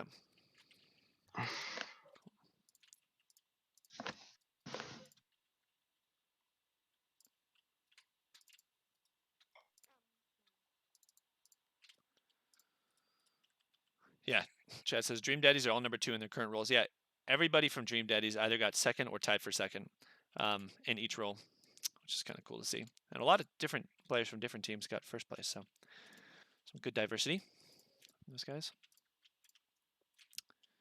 All right, pro draft. Come on. No, all the divisions, or the last division yet to be announced is the Ionian, the top division, because they haven't played their finals yet, but we've been announcing the All-Stars every time there's a finals. Demacia and Shurima were announced at the same day because the finals were on the same day. So anyways, we have the draft going on right now. Sorry, guys, we're not able to get this up on the screen yet. There's a bug every time I cast, I swear. But you want to talk us through the draft so far, Vrivniv? Looks like we're through the banning phase pretty well. Kamikaze Penguins banning out Vayne, Zillion, Dream Daddies so far, Vagar, and Vel'Koz banned.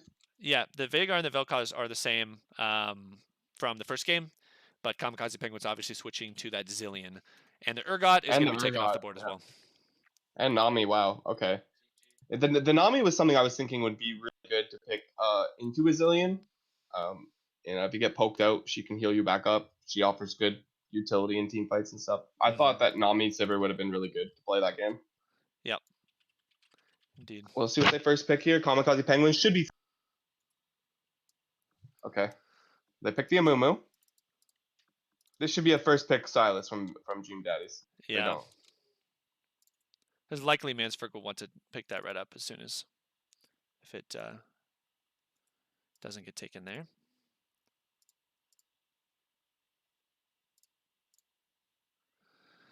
Dream Daddies have 8 seconds left on their pick. Kamikaze Penguins have first insta-locked the Amumu. So they will have that on their side. And is the Volibear. So the reverse matchup is kind of interesting. So we saw the Penguins play the Amumu last time while the Daddies, the Penguins took the Volibear while the Daddies took the Amumu. Now the roles have swapped. As the Dream Daddies lock the Volibear, and Swain is being hovered now. This could be really dangerous if they get this.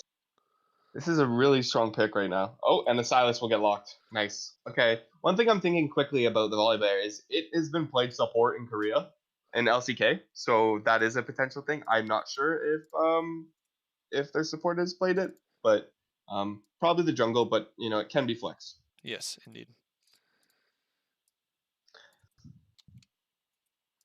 Kamikaze Penguins, they have locked in their Mumu as first pick. They're now going to be picking their next two. Corki is locked for Mansford. Good pick. Yes. Good that they Good took pick this into one the early. Silas. There we go. Finally got the pro draft up on the board. So, just catching up Perfect. real quick. The Amumu and the Corki taken away. Silas and Volibear, as we were talking about. So both mids and junglers have been locked. No doubt Mansford has pretty good knowledge of the Corki versus Silas matchup, as those are his two best champions. Ezreal, one of the best champions for Asav. Big poke comp here. Poke comp coming out from here from Kamikaze. Oh, and Yasuo is just straight up locked in bot lane. That is and no Kamikaze Penguins. They're sure. I'm pretty sure they know that this is going to be bot lane for Island Renekton. It was banned against the first game.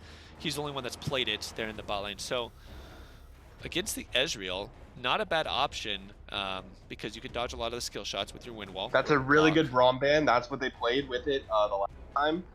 So that's really good. We'll see what else they decide. I'm probably banning a knock-up champion right now. I don't know. Yeah. Malphite is what I played Yasuo with in finals, and the Nasus ban is going to come out.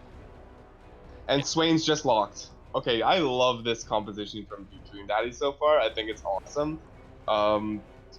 Let's see what they respond with. Yeah, so that I'm likely thinking a Swain top lane, unless the Silas is top and Nikki could be Silas jungle. I mean, this is literally flex pick mayhem right now. Yes. The stuff that they could do with this is insane. I mean, Volibear could go support, who knows? So exactly, they can flex every single pick so far.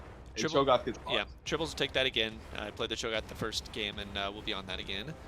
Kamikaze will show their entire composition, and then we'll see what Dream Daddies round up their flex mania with here on their last bedside ban. If support is up, I expect that they might take a Thresh with the Yasuo. They do have the Flay knockup ability to go off of that. It is an aggressive support that they do have kill pressure with.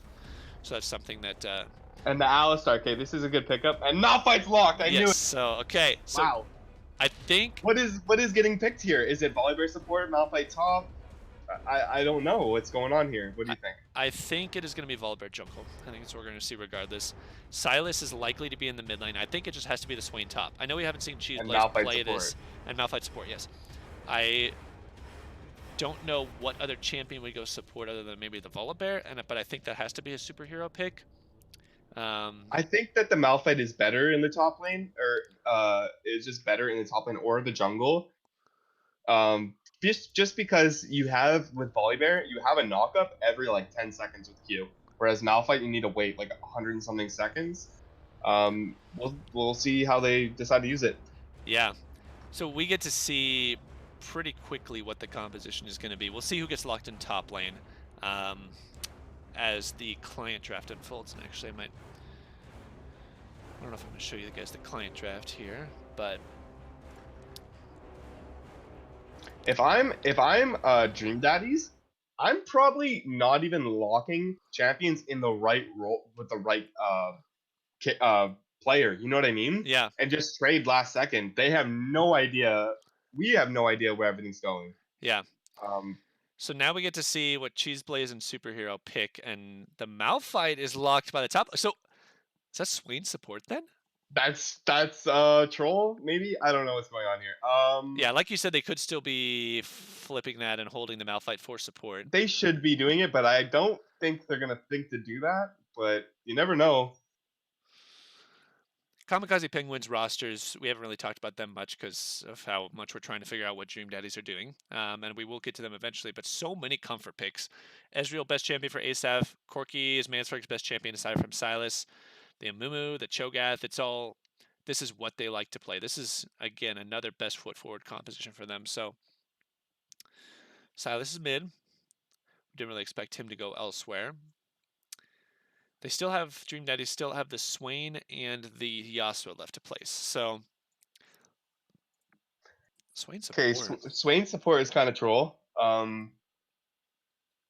don't really see a world in where that's decent, but maybe the guy has experience on it or have played it. I don't know if the E even counts as a knockup on Yasuo, the E pull. Yeah, that's a good point. I don't know. Interesting. Interesting. Yeah, I never actually thought about that. But Regardless, Malphite Yasuo is an insane combo, and there's pretty much no counterplay. yeah, pretty much. I would agree. And let's see if something gets swapped around here. I don't think it will, but um, yeah, interesting. So If, do they? Like, I don't know. There's so much weird stuff you can do with this. Like Yasuo can go Relic Shield here to give the Swain some gold. yeah, Uh, I don't know, like what they could do.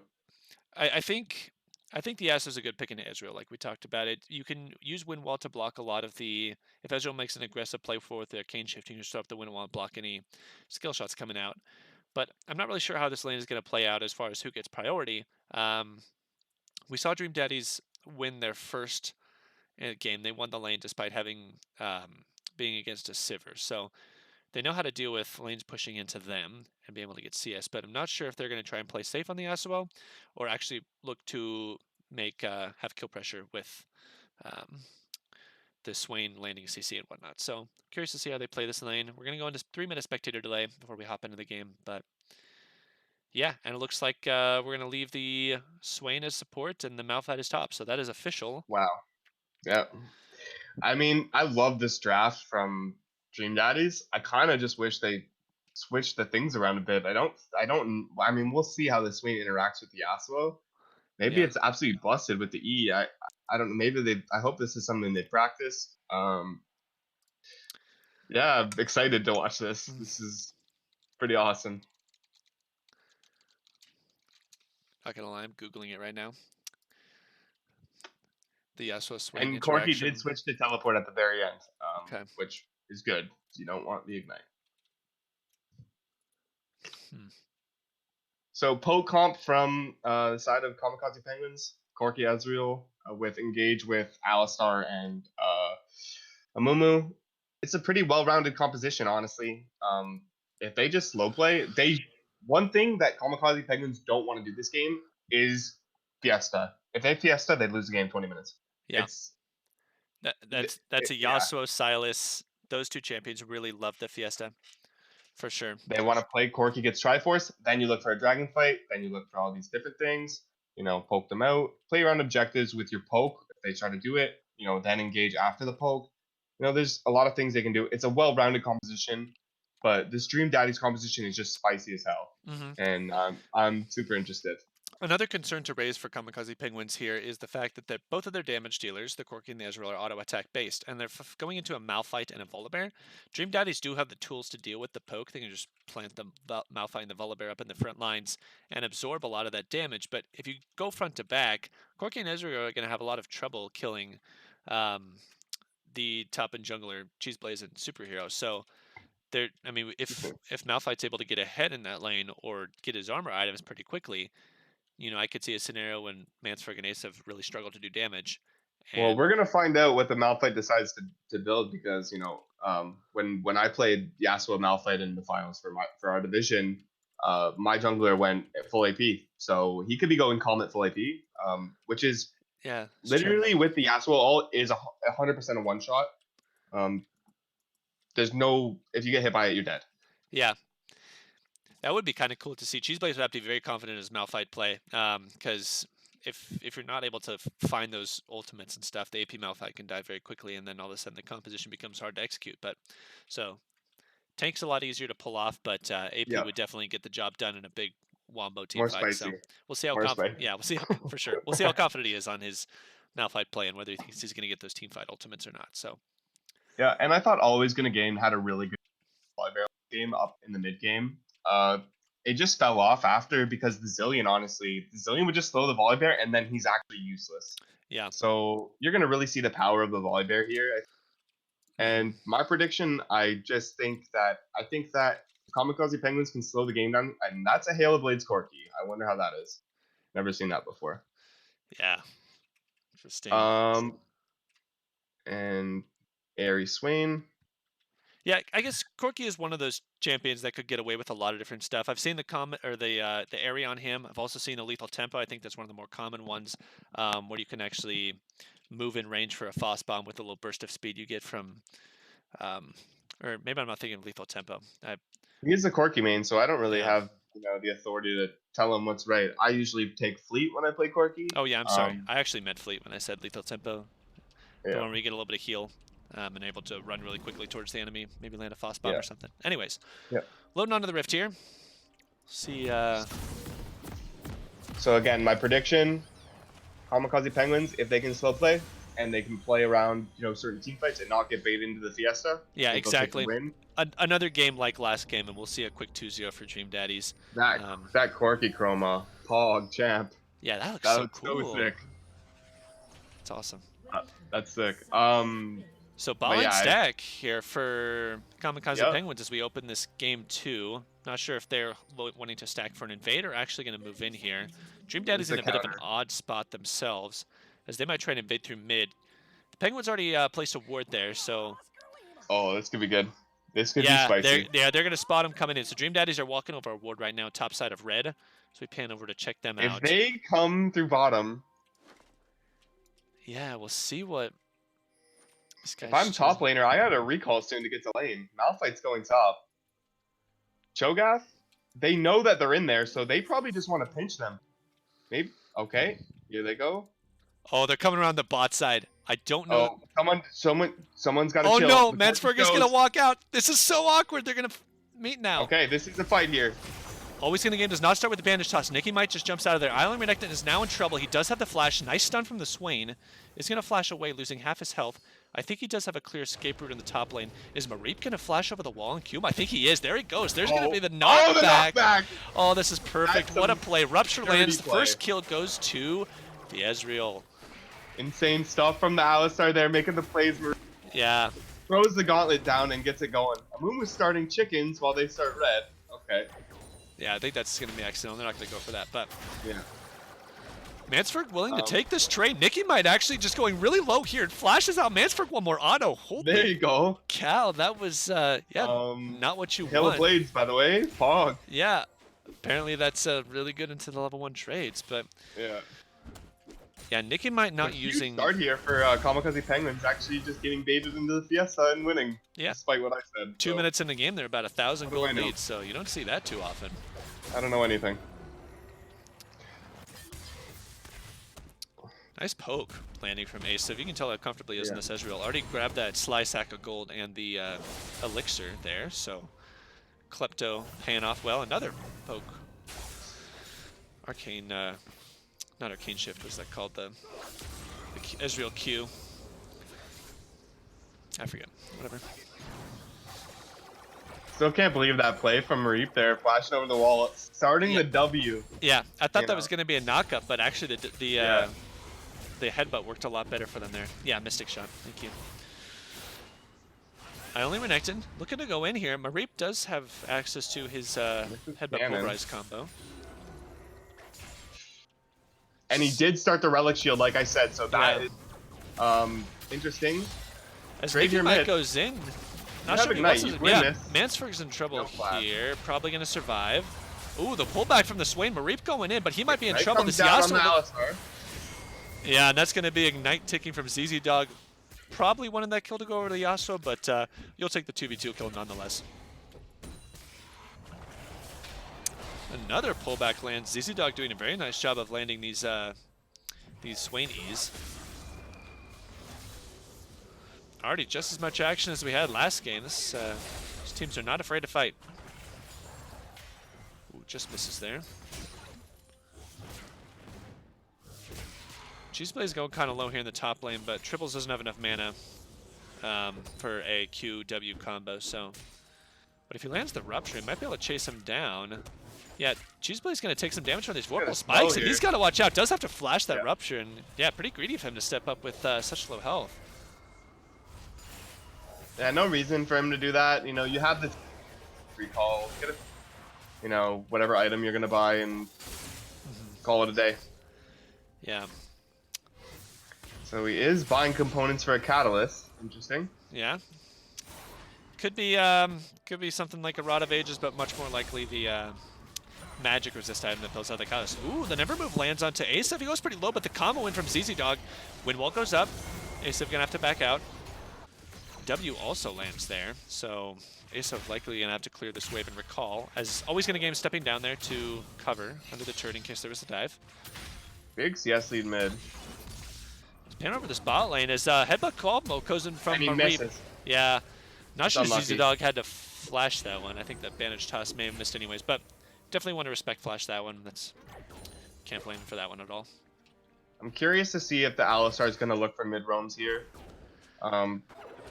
You know, if you ever watch Alicopter or anything, the crazy Alistar roams. Yeah. Make a lot of plays. Now would be a good time because you know the other support backed. It looks like they could test Superhero on the Scuttle. Right, Mareep gets the headbutt combo into the Bandage Toss Superhero with the flash. He's going to pop over that wall and he'll be fine. Mid laner's roaming down. This could be an early start on the Dragon. It is a Cloud though, so not the craziest of early Dragons, but yeah, you see these guys looking to commit to it. Volibear with no flash and no smite. He's going in. Not sure if he wants to contest there. Asif moving over, and Nicky might jump in, and he's actually going to take down the Alistar. Mareep goes down in that fight there. This is actually, this is all of a sudden very dangerous for Kamikaze Penguins. Dragon is not going to get taken down. It kind of resets. Nicky Mike drops. This is actually so good for Kamikaze Penguins. Dragon is hitting. Yeah, always going to game, going to try and get out of there. Meanwhile, meanwhile, top lane. Tribbles will get that kill there. Nice Never Move, but ZZ Dog actually is in trouble here. Jump forward from our Arcane Shift from Asif there is able to pick up the kill. So, a lot of things going on there, but Kamikaze Penguins able to pick up the Dragon. 3 kills on the bot side, and I think they got 1 more on the top side if I'm looking correctly, and nearly a 2,000 gold lead. So, yeah, Kamikaze Penguins, you know, taking the Fiesta, they're winning. Yeah. Arcane Shift forward from Asif. Don't think anything much is going to happen here. If I'm Dream Daddies, like, it's a Cloud Drake, man. You know? Yeah. I'm probably backing off that. Yeah. It looked a little rough there. Initially, Superhero without his flash or his smite ran in to try and contest that. Nicky Mike didn't have access to his level 6 ultimate yet, so... Or everybody else's ultimates, as Silas works, but... Either way, they didn't really have the tools to take a ordered fight there around the Dragon, and Kamikaze Penguin's able to punish him there. Corki doesn't really need the level 6, and Ezreal doing a lot of damage regardless, so good job for the Penguins to bold call around the Dragon. Early Cloud, nothing insane there, but they're able to get a lot more off. Corki is going to get an early Triforce and be a force.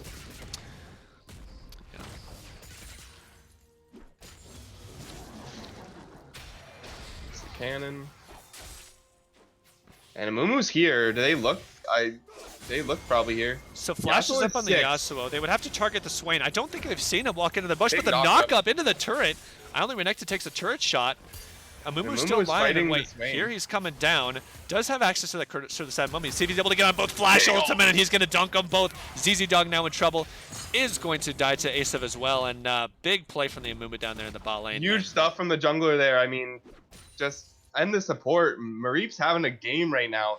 Yeah. You know, with these knockbacks, We just saw absolutely styling on the Yasuo. We saw Amumu wait for so long in that brush behind them, and they waited till the Yasuo got caught out on his own. And he was able to come in for the flank. As we see a mid lane fight here, but the Alistar roam, like you're talking about, is here. He only gets the Corki ultimate, which is not going to bail out of this one. They give the kill over to Mansford again, firing on all cylinders of Kamikaze Penguins. But here's the gank in the top lane. Triples does not have his flash, so I expect him to go down here. Doesn't have access to the feast as well, so he's just going to have to walk out of here. Ultimate from Unstoppable Force will take him down, and Superhero does pick up that kill. So Cheeseblaze assisting into a nice play. Top lane from the Dream Daddies. So they get one kill back, but arguably the 3 kills on each of the carriers from Kamikaze Penguins a little bit more meaningful at this stage. They should be able to get 2 plates here with the cannon wave. But Mareep is killing it right now, and he's having a game. And yeah, it doesn't necessarily reflect in his score, but he's always there. He was there first on the Dragon play. Nice little mid-roam, handing the kill off to his mid laner. So he's definitely the catalyst for a lot of the early action going in Kamikaze Penguins' favor. 3-0-3 on the Corki, same on the Ezreal, both with, well, I should say not both with CS leads. Actually, the Ezreal's down by about 30.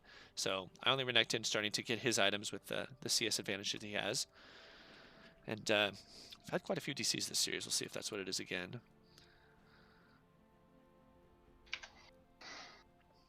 Sure what's going on here.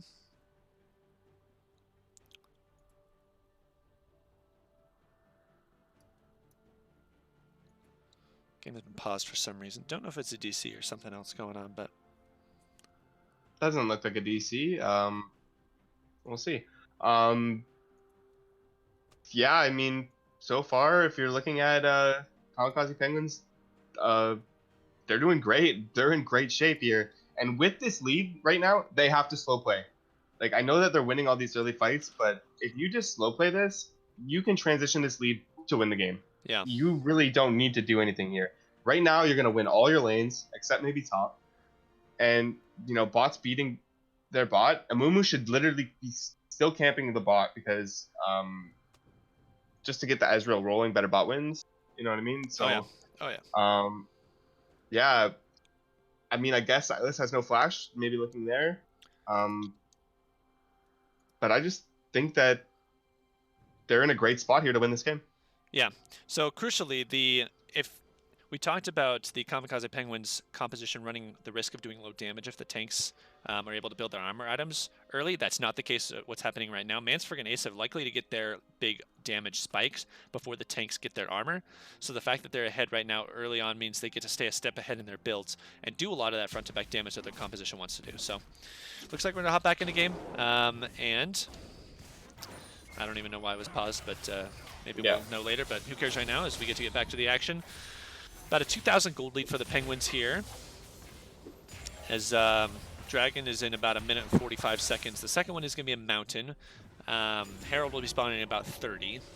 Don't know if any teams will do early level. Great job stopping the back there. Play. That's huge. Yeah, anything you can do to nibble at the toes of this 3-0 Corki will be some kind of win.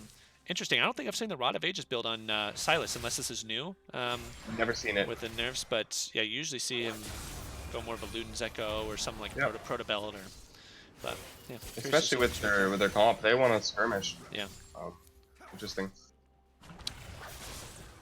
So I'm just waiting to see if this Swainy can actually proc Yasuo. Yeah, and the roam coming in, the package. Yeah, Yasuo's just gonna die here. Or maybe, coming out. Yeah, he's gonna try and outplay there in the back lines. Swain? Lawns on the Mansford there. He's gonna have to back out. They do not get the kill on the Swain. Yasuo still has R. He's still alive. Does get the ult off onto Yasuo, and holy cow, they have turned this. This is insane. Mareep now in trouble as he has to leave. Volley, baby. Add flash in a second. Oh, nice headbutt from Mareep. Is going to get under turret. Volibear going a little bit deep. Not sure if that was a worth, but holy cow. I need to go back and see that fight again as Yasuo completely danced around that fight and was able to avoid all the damage coming in. And Turn that and got a kill. Here comes a tower dive, though. Don't know if they want this nice arcane shift. Holds it. Yeah, tower Very good aggro stuff. didn't get him. As Cheese Blaze now in the top lane is in trouble. The Yasuo dies to the turret aggro. And Amumu takes down Malphite in the top lane. So, yeah, a lot of action at once. But solo kill. Okay, Silas coming in here. Should steal his ult. Does have it. But here comes Mansfer going in. Nicky might now with no flash here. Might be run down. Triples. Ooh, Flash Feast is going to take that. And, yeah. Yeah, I mean, right there in that fight, I did see in the back that the Yasuo win wall, like you said, against the Ezreal was just doing nothing to the Yasuo that was low health, so he was able to turn that.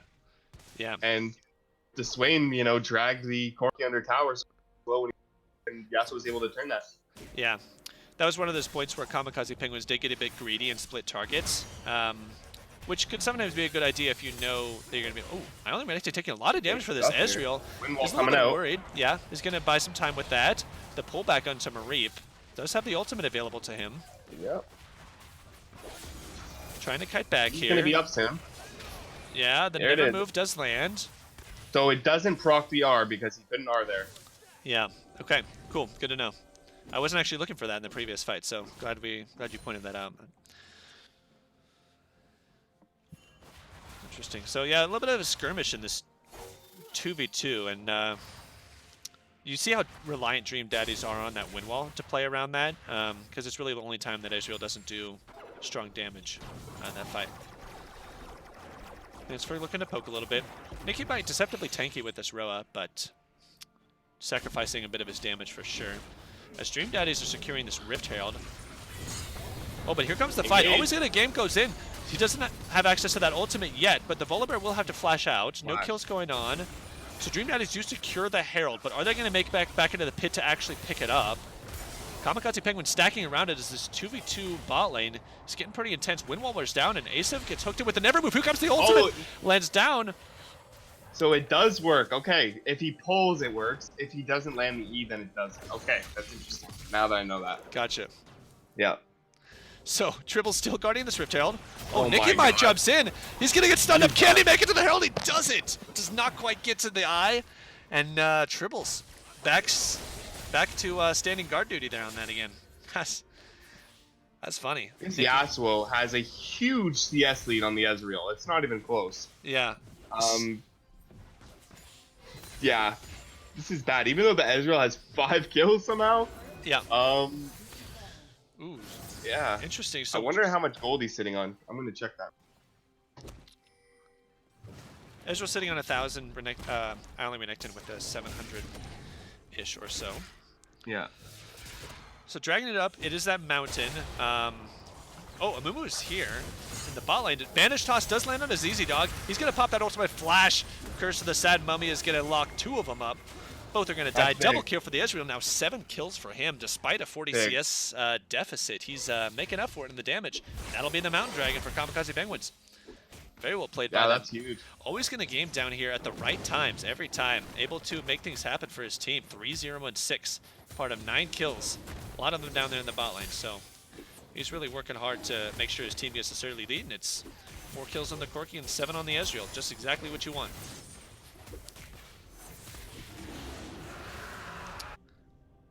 Okay, so now with the mountain, you have the top and the bottom outer turrets left to take. Not sure that I think you send your bot lane still down into the bot lane and maybe try and make a roam play through mid, since Mansford has knocked down his mid turret. Not sure how soon till this package is available, but they might try and make a play there to secure those last 2 outer turrets. Rift Herald is off the map. Baron is not for another 5 minutes, and same with Dragon. So, if you're Silas here, you feel so useless. This is really hard, actually. Oh, and Corki gonna fly in here. Yeah, able to block a lot with the wind wall, but Mansford's got to be careful as ZZ Dog's coming down. Top laner still just 1v1ing. The team from Kamikaze Penguins is all running down here. Yasuo's about to be careful he doesn't chase too far. They're going to do a lot of damage. Wind wall not up yet. There's the R. Mansford gets ignited. Yasuo should go down. Ooh, it's interrupted on the Valkyrie. Yasuo is in trouble on the other end, running away with very low health. Mareep going to get taken down as well, and this is turn for Dream Daddies. Again, Yasuo able to survive with such low health. Maneuver his way around the fight expertly on the champion, and Dream Daddies take it 2 for 0. Yeah, Yasuo 1v9 right now, the dream. The Ezreal wasn't there that fight, so that's bad. If I'm Dream Daddies here, like, they need to get out of lane phase and start grouping for fights. You know, their call position with Malphite, Yeah. they want to get out of lane here. So there should be 4-man stacking bot to get this turret and looking for dives. Or even like a teleport from the Malphite. Yeah, it is a bit worrying from Kamikaze Penguins. They are taking some questionable fights here. Not very ordered. Both, like you said, Ezra wasn't there for that last fight. Kind of split fights onto different targets, just not exactly what they need to do with the kind of composition they have. So, meanwhile, top lane, Cheeseblaze has to flash again. The Rupture likely would have turned into a feast and taken him down. You know, and the thing is, too, like, that's just, like, you know, you can R there. Here's Mansford. They're going to go and secure this turret. So good for them. Meanwhile, Superhero headed down bot lane. Asav and Mareep have to be very careful as they're stepping forward, but always going to game here with the counter gank, and now the Bullet Bear is suddenly in trouble. Does not have his flash. He's probably just going to die here. Ooh, the Curse of the Sad Mummy lands onto the Swain as well. We'll see if they're able to take him down. Asav. There's the flash. Ultimate doesn't quite land. So, ZZ Dog able to survive, but has to worry about taking too much poke there on the back end as the chain does land, and yeah, it just sticks around a little bit too greedily. And nice little bandage toss from Always Gonna Game. Yasuo's here. He may look for something. Oh, the turret hit is just gonna take down the Mumu. Yeah, it was tanking that, and the static shift wave clear from Yasuo burned that wave really quickly as suddenly the Mumu was tanking and didn't know it. So Only Renekton able to steal back a kill here. Is going to try for the 1v2. Just the play? Oh my god. Alistar. He's not playing around his wind wall though, and that just might be the Ezreal will take him down. Nice play.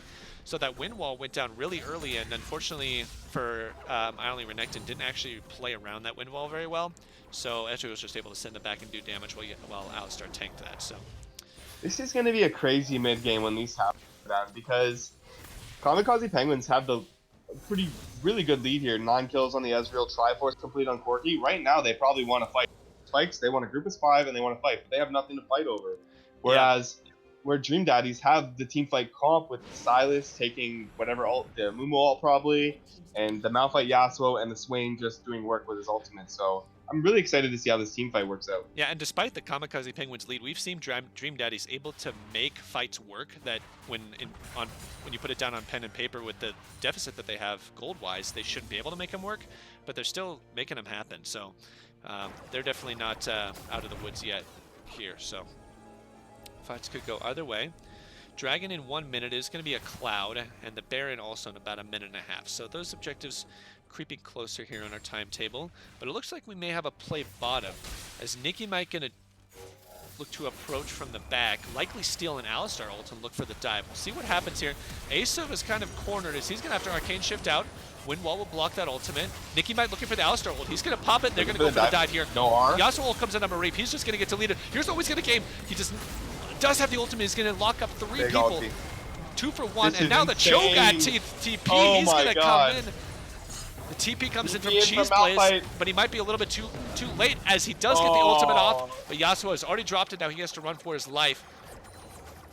As Kamikaze Penguins with a 4 for 2 are looking for the ace here. Rupture, nice juke by Cheeseblaze, but just going to be dodging into more damage as Mansford Valkyrie's in, likely going to be able to finish him off with a little bit more damage. Final Rupture will take the kill, but yeah, excellent idea from the Dream Daddies, but even better reaction from the Kamikaze Penguins. Amumu on his way down there the entire time. Quick Cho'Gath TP. Kudos to Tribbles on making that call to TP down really early onto that turret. 3-man Curse of the Sad Mummy into, I know the Rupture landed on quite a few people, was able to CC under that turret, so excellent. Yeah, I'll be going back to watch that again. I mean, like I was saying, they should look to 4-man dive bot.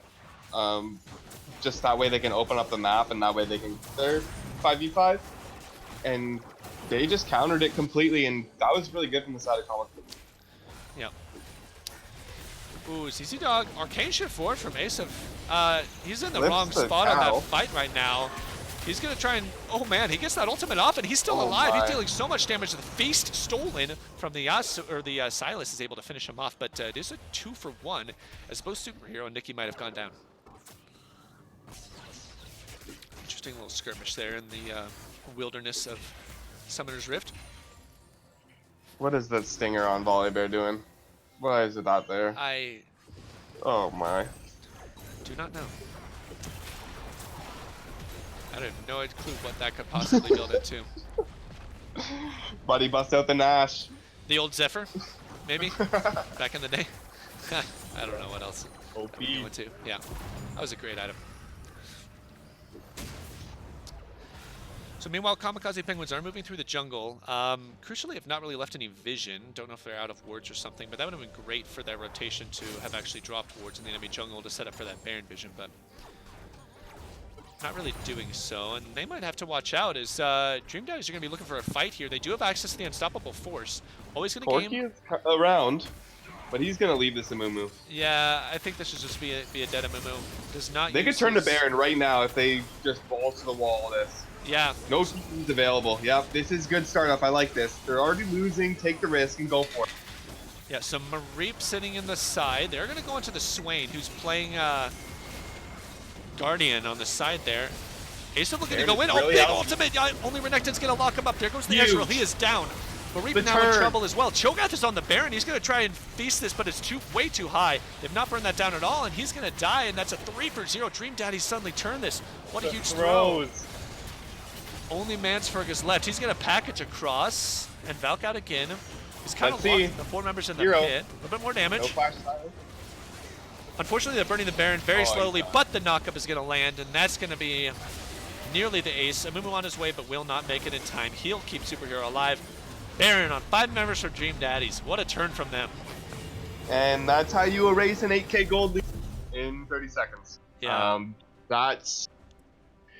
I don't want to cuss. That's insane. Yeah. That's crazy. All starting with the Amumu getting caught. Always going to game stayed a little bit too long in the enemy jungle near the top lane tribe rush. Did die there, and then Asif and Mareep going in a little bit early. Honestly, kudos to Dream Daddies for knowing exactly when to turn off of that Baron buff. You see some teams commit to that and take a lot of damage and then lose because they're all stuck in the pit, but they were able to turn several times off of that Baron and delete the targets that need to be deleted. And then, of course, they got the Baron in the end as the reward, so... Yeah, Swain is so busted, you can just play him support, and you can just 1v2 Ezreal All-Star. Yeah, the gold he's getting with his own support. As we see a little bit of a skirmish here. Mareep doesn't have access to his ultimate. He's had to flash on the back end. The Yasuo goes in on the back end, is able to take him down, but might be in trouble himself. Does flash. Not sure how long till the wind wall is available. Might dodge a few projectiles. No, the Ezreal's going to take him down. So 1 for 1.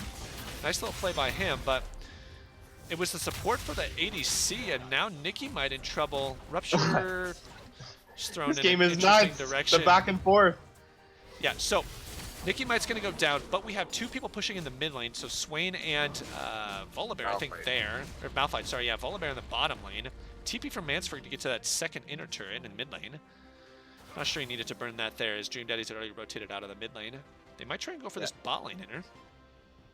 This game is insane, the amount of back and forth stuff I'm seeing right now. Ooh. I mean... Okay, looks like we have a fight brewing here. Dream Daddies are in their jungle, but there's way more members from Kamikaze Penguins here. Swain is ulting and running away. It might take a little bit to take him down, but Mansford puts out the damage. Cheeseblaze now going to get the return kill into the core game. Ults in onto the Ezreal. Can they take him down? They do. The fight from Volibear gets him. Malphite goes down in the end, but it's a 3 for 2 overall, as Nikki Might will now respond. They're chasing down Superhero. They don't have damage, but they do have some CC. Mareep is able to get in range. Oh, the Yasuo comes in on the back end. He's able to get off the ult on the backside. Now they turn onto him. Not sure if he has the damage. He does take down the Amumu red buff. He's going to take down Mareep as well, and the arrival of the Yasuo is going to signal the end of the Kamikaze Penguins push on the skirmish, and they're going to lose 4 members here. The burn. Take him down in the end. So initially a great fight from Kamikaze Penguins as they got the flank down onto Dream Daddies, but just not able to finish out the fight quickly enough as Isle Renekton coming back and laying down the pain with his Yasuo. Just like that, the game's even again, and Infernal's up, and this is about to be Infernal on Yasuo. The Cho's here. Yeah. Asev is going to be walking down with Mansferg as well, so they do have the damage to maybe push him off this Baron. Nikki Might with no TP in the top lane. Yeah, not sure he's in the best spot for his team to be able to secure this. This is a 3 for 3, 3v3, here. or 4v3 now. Cheeseblaze is here. Poke him out. No Malphite ult. Dragon does go. Porky Mansferg goes right into his the mind. middle. He's in the... Not sure if he's going to get capitalized on. They might have to turn on the Cho'Gath. This is a 3v4. Amumu's not here yet. They take down the Yasuo, though. This could signal the fight. Always going to game here on the Amumu. Trying to get in range for the Curse of the Sad Mummy. But it looks like Dream Daddies are just going to disengage. They do get the dragon, but they do lose 2. Really good stuff by Cho there. Just insta-TPing top to stop the Silas, and they got to shove mid now. That was a really good fight by them. They, despite the Corki just Wing in to get to the rest of the team, it worked out. So good for them. Alistar and Cho'Gath trying to chase down the Silas and stop his recall, where the other 3 push the inhibitor. Yep. 12 seconds on this Yasuo. Malphite with the unstoppable force, gonna go in Wow. there, not do a whole lot of damage, and they might just burn him down. Swain is here, flash ultimate from the Amumu. Nice turn by the Swain. ZZDog able to take out the Ezreal on the back end. Now Mansferg may be in trouble here as Swain's gonna go on into him. Does land the root. The Q does not quite go in. Only Renekton is here though, and this is just 2 tanks left. But the Yasuo is gonna have a field day, and I'm sure Dream Daddies will be able to clean this up. Last breath goes in onto the Amumu, will take him down as the Alistar will escape with his life. But Dream Daddies don't save the inhibitor, but they get 3 kills on the back end. This game, man. Holy crap. Yeah, we're averaging 2 kills per minute easily. 58 kills in 26 minutes, so... I knew that this is going to be like this with the composition that they have. With Yasuo, Silas, Volibear, Malphite, Swain. The amount of fights is, you know, I knew it was going to be bloody. And look at the gold lead. We're at 58 kills, but the teams are only separated by about 200 to 300. So yeah, this is absolutely insane. Never move lands into the Cho'Gath, pulls him back a little bit, but not the tank that you want there. Nikki might with a stolen Amumu ultimate. They might look for a dive here, but probably not, as always going to game the real Amumu. Going to be spawning here in a couple of seconds, and Dream Daddies will back out. Going to go to the spot inner, as it is the remaining inner turret that they have left. Vision in the jungle is good. That's a huge wave in top, and they don't have teleport. I wonder if we're going to see a fight here. This would be a great place for Kamikaze Penguins to take a fight with that wave up there. They got to give up this turret. We'll see how they choose to initiate. They have a move all 5 members in here. Cho'Gath, the Righteous Glory comes in, lands it on the Yasuo. He gets silenced, and he gets feasted. He's taken down right off the bat. Mareep in with the Alistar combo. This is 2 men locked down by the Amumu ultimate. Silas goes down. Superhero going to be slowed by the package from Corki. 3 kills to Kamikaze Penguins, 2 of them on the Ezreal. An incredible engage onto the Yasuo. They delete him before the fight even starts. And they got a spam ping Baron right now. I mean, 18 seconds. I'm spam pinging Baron. They might just try to run 2 waves pushed up. This is a free Baron. Yeah, and they all have teleport. Yeah. They have to take it. Whether or not it's the right call, indecision is your worst enemy here. If you're Kamikaze Penguins, they all have to be on the same page, even if some of them don't think going for the inhibitor or going for the Baron is the right call. So it looks good on them. They're going to go to the Baron and take this out. And use this to start sieging later onto the inhibitor. So awesome fight from Kamikaze Penguins. I only Renekton up a little bit far on the Yasuo. He does get taken down to start that one off. So unfortunate for him. Likely we'll see a Sterix or a Guardian Angel built out of him to survive a little bit longer in those fights. All right, Penguins with Baron. Unreal stuff. Yeah, the Yasuo's got to sit back. Let the Malphite work, do the work. You know, go in, then you just come in and just, you know, do your shit. But you know, anyway, this Ezreal is huge. Yeah. Now I honestly don't know what to say. I think that the siege with Corki Ezreal is really good. They have really good engage tools on the side of Dream Daddies. But yeah. One more thing I was gonna say was I didn't see what happened to the Silas ult that fight with the Amumu. I don't remember if he had it during that fight. I don't know if he used it in the back line or it may have even worn off. I wasn't looking for it, so I didn't see it. But I know he had it in mid lane. It could have worn off by the time the fight happened. But true. Mareep takes a little bit of damage here, almost half his health as the Swain steps forward. Asif just going to miss out on some damage there as Mansford gets locked up with an Ember move. But Yasuo a little bit late here as he's trying to look in for a flank. They might set it up with the Malphite ultimate. Cheeseblaze I'm Dream Daddies. I'm pulling the trigger here. Don't let them get anything. Cheeseblaze stepping up. He's looking for those carries. Ooh, Silas has to flash there. They're going to go for the Amumu on the side end. Malphite gets punted back. Always going to game. Pretty low.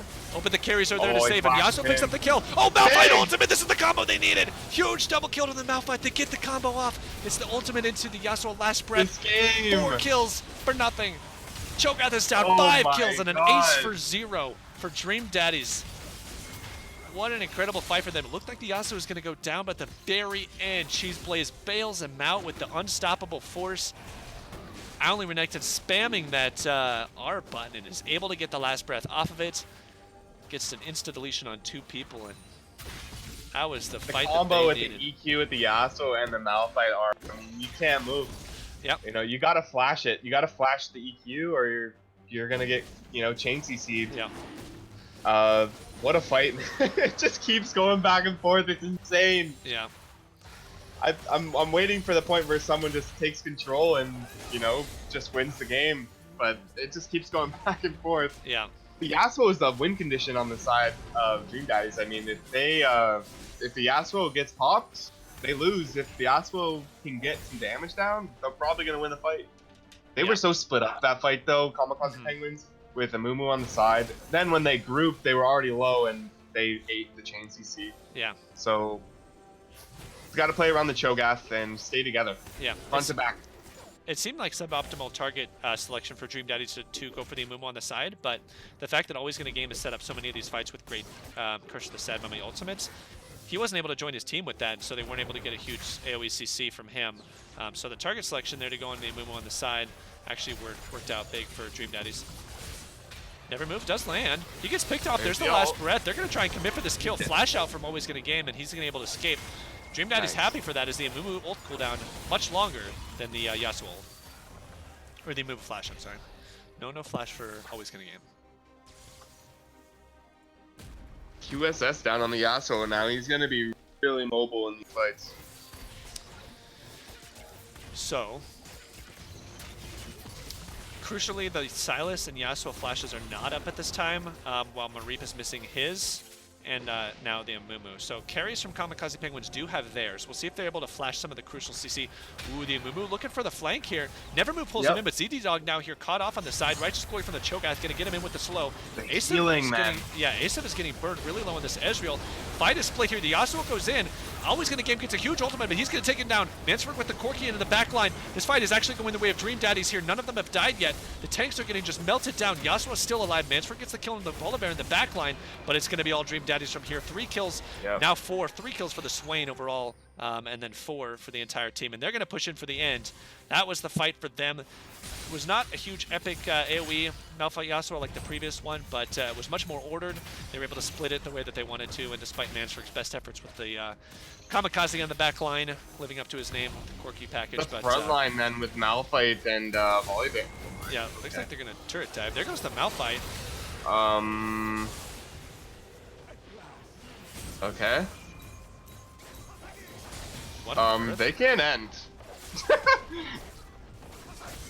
I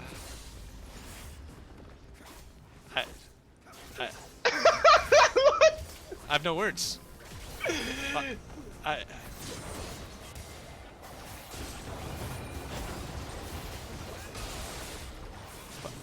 you kidding me? I'm actually dying. Oh. Why didn't ER? Okay. I don't know what to say. Okay. That's ridiculous, man. Alright. Well. Okay. If they lose now, that's gonna be Unreal Tilt. Yep. Alright, well, we have Baron coming up in 20 seconds. Island Renekton is up in 35. So, without TP, Kamikaze Penguins may be interested in just starting this guy up from the start. They do have Cho'Gath secure if they want to burn this down. Mansford is not there. Not sure if he wants to clear this wave and rotate up. They might have caught Superhero, though. Spanish Toss going to land. He's going to go the other way, but right into Aves' waiting arms, as he's going to get slowed down by that gauntlet. Still going to try and walk out. Swain W is going to actually slow them down a good chunk, but Asap going over the wall is going to be able to finish that damage off. Now with Yasuo spawning in 2 seconds and the Baron on the board. Jungler down. Yeah, Mansford's making his way up here. This could be the Baron start from Kamikaze Penguins. I'm pulling the trigger here. Yeah, so Scrying Orb is going to spot them. The pink does go down, so now they have to clear that vision. Dream Daddies with no vision in the pit. Nikki might looking for Mareep on the side lane. He's going to take him down.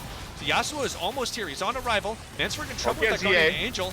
That's going to get procced in just a second. He's going to go down, but they're taking out so many Malphite Yasuo. So, this is up. Ultimate going to land on the 2, but it is the 2 tanks. Can they do enough damage here? Malphite goes down in the end. Mansford putting out so much damage on this backline. Flash forward from Valera Renekton. Kudos lands forward. Asap, though, he's big. He's got the red buff. Is the Yasuo going to get one more kill? He is not. Triple kill from the Ezreal. They've got a Cho huge should be wave. going for the base. They're gonna lose the tower here. If they don't, those minions. Let's take a look at the. they could end.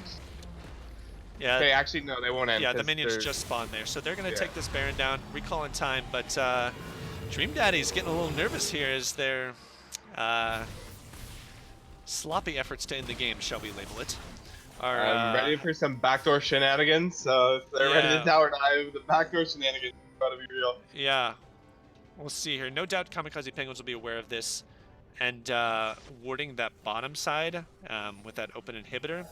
So the Dragon is the play now. Cheese Blaze has TP, is up in a couple of seconds.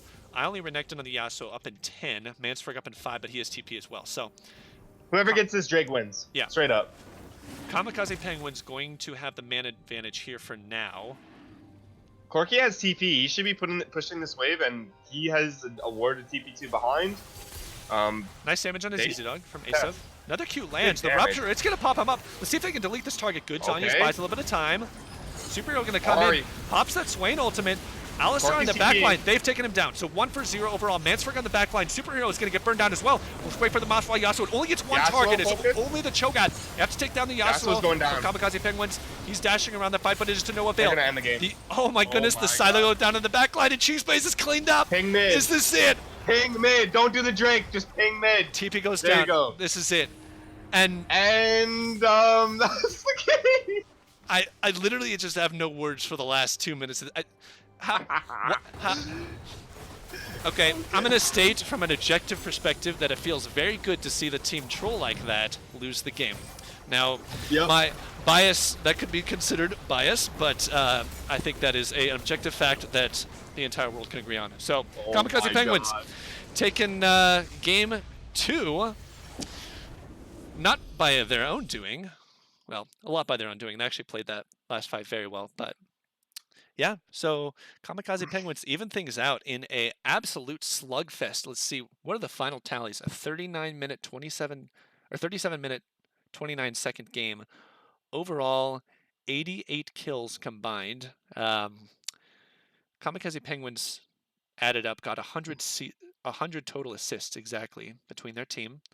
Asav had 24 kills on his Ezreal. Actually, let me just pull these stats up so you guys can see them as well. I'm at a loss for words, man. I don't even know what to say about that. That was 50,000 damage done by Asav's Ezreal. Swain, interestingly enough, ZZ Dog's support outputting the most damage on his team. So Swain support, I guess, if you get funnel enough gold with the Yasuo and the Swain, you're able, or in the that's crazy. That's how busted that champion is. Did the most damage on their team as support, and that's crazy. Like, 85 CS. Like, I don't know what to say, man. They had the game won. It should be 2-0 right now, but it's not. And wow. I don't know. I think that if you're both teams, like, it's kind of a wash because both teams played pretty good. A lot of Fiesta stuff, just poor decision. No one's going to be really happy with that game, of course. I mean, obviously, Dream Daddies having intentionally thrown that game. But the Kamikaze Penguins maybe not as happy knowing that they could have just easily gone down 0-2 in the series if Dream Daddies hadn't completely trolled. But like, if that's my team, I'm sorry, but like I'm flaming. I'm getting so probably angry at them. Like but that was a hard game to cast. It was a Fiesta. And I'm curious to see what they do for next game. I wonder how the draft will turn out.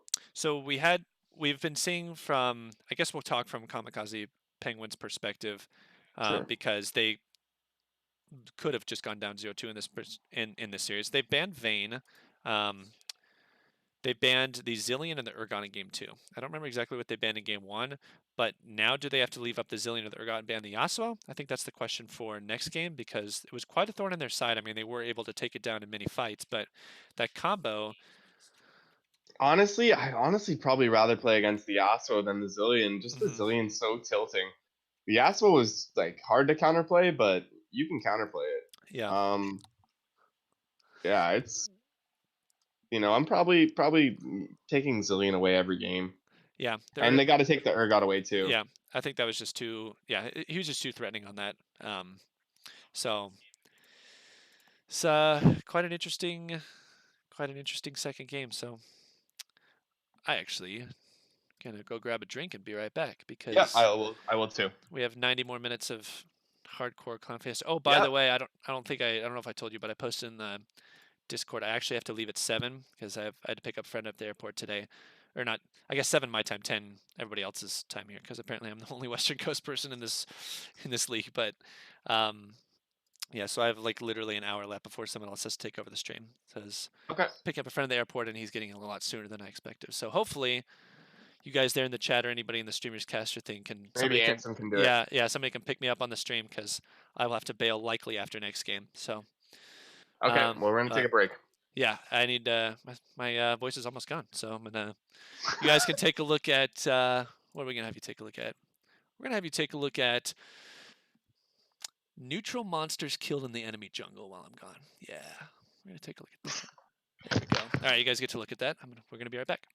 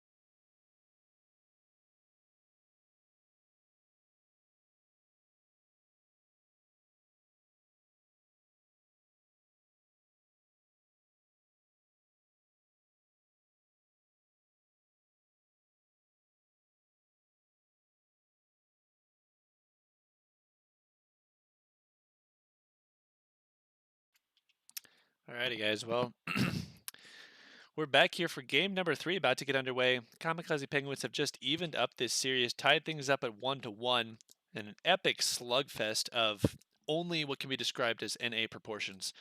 No other region does it better than we do. But 88 kills overall in 37 minutes and 29 seconds. Dream Daddies had an opportunity to close out this game, but chose to fountain dive final member from Galactic or Kamikaze Penguins that was alive and ended up paying the ultimate price as they got tables turned on them and lost the game. So 1-1 now going into game 3. Maybe a little bit of a delay before we get things started here for game 3. Let's see here. Any more analysis from you, Vrivniv, about this epic second game? Analysis, man. Yeah, what? Yeah, it's a Um, good point. maybe like honestly, I have a hard time even recalling half the fights because it was so much. Yeah, I felt like a lot of those fights at the end there. Um, the Yasuo, like there was always a member of Dream Daddies that just wasn't there, or something like that, mm-hmm. and that's why the fights were so delayed. Or they had to kill the two carries, the Yeah, Corki and the Yasuo, and they didn't really do a good job of that. Like a lot of times, the Malphite ult was on like Shogath, Mumu, or something like that. Like they have to hit one of the carries. yeah. and the Yasuo has to just whack away at him. Yeah, and we saw the last couple fights now as it's coming back to me. Seems like forever ago, but I remember that the Malphite ult did not quite hit the targets that he wanted to. Cheese Blaze, actually, I think the second to last fight, he hit both the Cho'Gath and the Amumu with the ultimate. Yeah, so I had to follow up on that one. And then the very last fight that Kamikaze Penguins closed out the game on, I think the Malphite ult only landed on the Cho'Gath, unfortunately. So not able to hit the right targets there. And we saw the Yeah. fights that Cheese Blaze knocked up a bunch of carries. I only Renekton would come in and clean things up. So I it mean, to was, be fair, from the early game, like Kamikaze Penguins definitely did deserve to win that game. They had the lead. They did all the work in the early game. They made the right plays.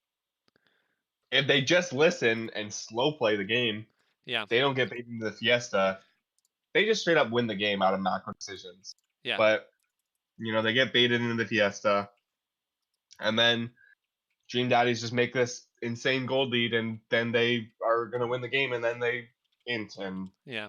That lose. was So a couple of split fights from Kamikaze Penguins. I remember there were several times where they went bot, and Yasuo kind of, who thrives on split fights because he's able to focus just a couple of targets. Um, really stalled out the game for the Penguins. They weren't able to close anywhere near as quickly as they'd like to, and in fact lost control of it several times. But great Baron play in the middle of the game from the Dream Daddies, as they were able to pick off one member and then go to the Baron and then turn off for another fight and then go back to the Baron and then turn off again. And very impressed with their play around the Baron, but yeah, that unfortunately, one play where they kill the Amumu, and they yeah, have 5 members there, and then they just yeah, go boom, we burn. yeah. That's seemed like the turn and the eventually the victory for Dream Daddies, but was not to be. Yeah, the macro decision there for Kamikaze Penguins too when they do that. They have Corki Ezreal. Um, what happens is when they turn off the Baron, it's a 4v5. So you have to either not get hit by the or by knockup for Yasuo, or you just poke them out. You have 2 poke champions. Yeah, Um, let them take damage from the Baron, poke them out, back up. Don't let them pull off of it. If they do pull off of it, then just kite them back. You have 280 carries. hmm, But yeah, just if you engage on them while they're on the Baron instead of poking them out, no, they're just gonna turn on you. They have 5 members. The Baron's not even half HP yet. I remember when they re-engaged, it was like at 8k at health. So you gotta let it get a little bit lower. That way they're kind of thinking, oh, should we finish it? Do we turn and fight? What do we do? Leave some confusion in their minds.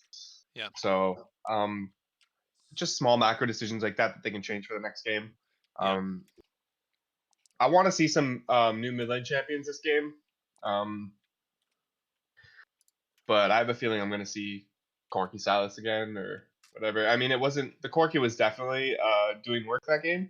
yeah, The Silas definitely didn't have an early impact, and if I'm Dream Daddies, I probably don't pick it again. I ban it. That way you don't give it over, and you just play something else mid. yeah. So game one, we saw the draft. Um, Mansford got 4 out of 5 bans aimed against him, and had to go into that Syndra. Did pretty well, but often got caught off guard with how immobile he was, and had to flash a couple times where he didn't want to. And so I expect Dream Daddies to want to try and pinch his pool again because it worked in game one. But we'll see if Mansford is allowed his Corki again. Dream Daddies did ban Vigar, Vel'Koz, and Nami both games, I believe. I'm checking the bans, yes. So maybe Corki ban earlier on. Otherwise, I think Kamikaze Penguins will actually take that pretty early. I'm sure they're happy to grab the... I just forgot, so I'll be right back. Sorry. Okay, all good. So let's get this next draft loaded on. Bit of a longer break between game 2 and 3, but the teams are now loading on to the client, as you can tell. And we'll see if we can get our pro draft up without incident here. Unlikely to happen, but those miracles can happen. Going into game 3 for, yeah, here we go.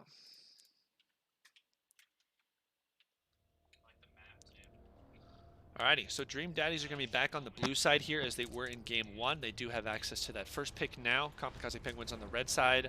Both times, crucially, to notice, the Amumu has been taken as first pick for both teams. So, and then the answer for the jungler was right away in the next round, the Volibear. So, let's see if Dream Daddies look to take that Amumu again for their jungle pool. Amumu is 2-0 in the series. Volibear is 0-2. So, Yep. Unless bans change dramatically, I expect Dream Daddies to go back to first picking Amumu. And then Kamikaze Penguins may swap up their jungler and not take the Volibear instead, because Volibear is having trouble in this matchup. But they are likely to take jungle, and then it was ADC, I think, last time they were on red side. Kamikaze Penguins got the Sivir right off the bat, so. Let me look and see how these... Yeah, so first game it was when Dream Daddies were blue side. It was the Amumu first pick and a Volibear Sivir from Kamikaze Penguins, then Zillion on blue side for the Dream Daddies. So Zillion were both banned second game by the Penguins. So I want to see I only Renekton, or I think that's how you say his name. I want to see him Draven here. You know, he has played that, and it's an option here if they ban Yasuo and Vayne. Yeah, Vayne was first banned both times for Kamikaze Penguins, so they're not likely to leave that one up. The Draven was only banned in Game 1, and it was banned second phase, along with the Yasuo. Both were left up in, or the Draven was left up in Game 2. So they've only thrown, aside from the Vayne, they've only thrown second phase bans at Renekton only, or I only Renekton. I forget which one it is. It is I only Renekton. Okay. So, yeah, you're right that we could see the Draven here if he wanted to pick that at least in first phase. But then again, we talked about Kamikaze Penguins possibly leaving up the Yasuo again. So, we'll see.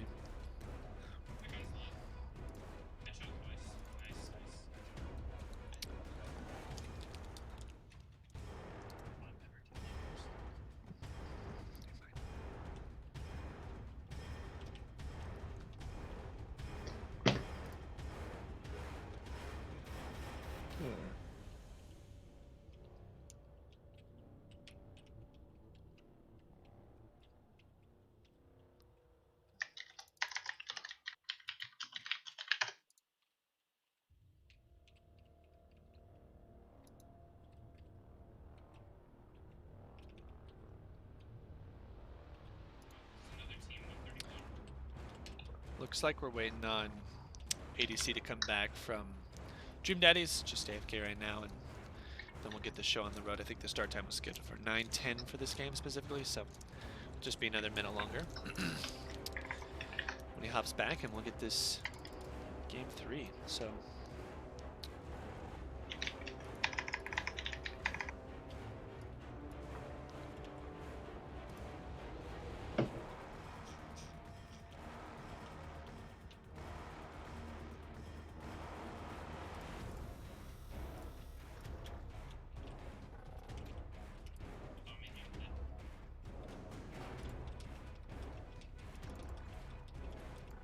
Alrighty, and it looks like we are going to be getting the draft underway. Dream Daddies opening things up with the Veigar ban. So, same thing that they've done is taken that away from Mansfric's pool. The Kamikaze Penguins opened up with the Vayne both games, so we'll see if they follow suit. They do.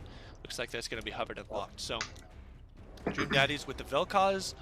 Again, what they've done. So, ban phase is following standard procedures. It has the last couple of times. Zillion is the ban from the Penguins.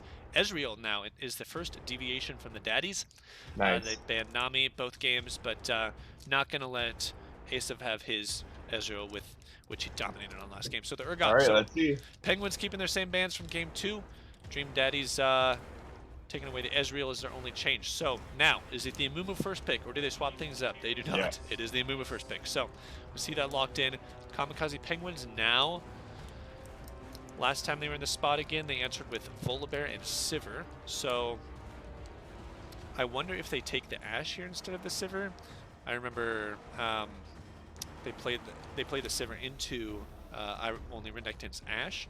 And those are the Sivir, the Ashe, and the Ezreal are the 3 best champions from Kamikaze Penguins. But I like this. Potential Nami steal here. I like this a lot. Or Nami take here from Mareep. So he's going to get one of his better champions that was banned against him in both game 1 and 2. So he'll lock that straightaways, and we'll see if they pick a jungle here. I expect them to, so I don't know if you want to blind both your bot laners, unless they have a really strong lane that they're confident in. Might be a jungle lock here, and it is a Sejuani. Ooh, okay. First one of the series. I like this. And the Draven is just dropped down right Yeah, immediately. so you called it. So the Draven pick here, they abandoned the Yasuo. The Vayne is banned, so he's going to go for that. So the Penguins have to brainstorm now for a good AD carry to match into the Draven, while the Dream Daddies, I think, are going to pick a pretty aggressive support. I expect something like, well, it's going to be the Karma. So Yikes. something that ZZ Rest Dog in has peace played. to the bot lane, bro. Yeah. I'm 100% picking Sivir here yeah. I'm picking Sivir here 9 times out of 10. Yeah, you're looking to survive this lane for sure. Karma is something that ZZ Dog is comfortable on. He played it twice during the season, once in week 4 and once in week 5. Draven actually played in week 4 by I Only Renekton. They didn't play the Draven with the Karma, but we'll see.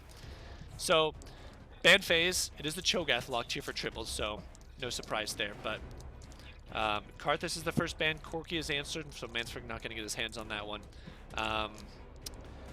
See here, what else did they ban in mid? I'm trying to figure that out. Kamikaze can FP Silas right after this draft if they don't ban it here. Oh, and they're just going to ban it. Yeah. Okay. Nico is the response here. So now the Kamikaze Penguins have Mansford in the same kind of hole he was first game. Maybe the Syndrome, maybe he switches it up. Doesn't know. They got to pick AD here and get counterpick. Yeah. They need to counterpick. Yeah, so it's could be Sivir or could be Ashe. You wanted them to go for the Sivir here and just try and survive and wave clear. It looks like it is going to be that indeed as they hover the Sivir and they're going to indeed lock it. So now Dream Daddies with their top is going to be the Fiora versus Cho'Gath. So we mentioned that as one of the potential counter picks to Triples' tank-dominated pool. So split push threat here with the Fiora and a standard mage in the Orianna. So we'll see if Mansford wants to lock in the Syndra. It is, I think, we've seen this matchup so many times at pretty much any elo. Throw down the gauntlet. He also plays Kiana, Pyke as well, but Pyke is going to struggle into the Orianna for sure. She has enough. I mean, he's probably picking Syndra here, let's be real. Yeah, we want to theory craft here, but likely it is to be that matchup. It is Annie. No way. What? Annie in mid lane for Mansford. We have not seen this from him ever. But he's going to take that straight into the run. I'm very surprised he does not go the Syndra. That might be a mistake. Is that a mistake? Well, let's check. It can't have been. They took forever to think about that. Nope, they're ready. They're going in. Looks like that's it. That's not a mistake. That's a real Annie mid. Ori destroys Annie. So I'm curious on what's going on. Yeah, and I'm super excited for. Yeah, I think Dream Daddies win this comp or this draft. I really like some of the stuff that Kamikaze does, but like Fiora is gonna if this top laner, I believe is that Cheese Blaze. Yes, right. Cheese Blaze. Cheese Blaze playing the Fiora. Yeah, Cheese Blaze playing the Fiora. Yeah. If he knows how to split push on Fiora, and he knows what he's doing, you have the parry for the Sejuani CC. This is a great pick. Yeah, I expect both junglers to be visiting top now instead of bottom lane. I guess you can see Amumu coming bottom lane to help out the Draven Karma, but I feel like both teams know how that lane's going to go. And Sivir has decent tools to sit under tower and wave clear. Or if she wants to auto shove, maybe the Amumu could punish. But right now, the top lane is the most volatile lane here. If Kamikaze Penguins can get a couple of the kills on that Cho'Gath, help him hit that Ninja Tabi and some of those armor items, he can stall out the Fiora's advantage for quite a while.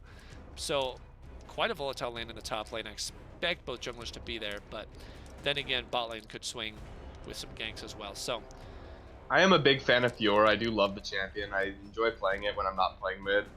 Sometimes even play mid.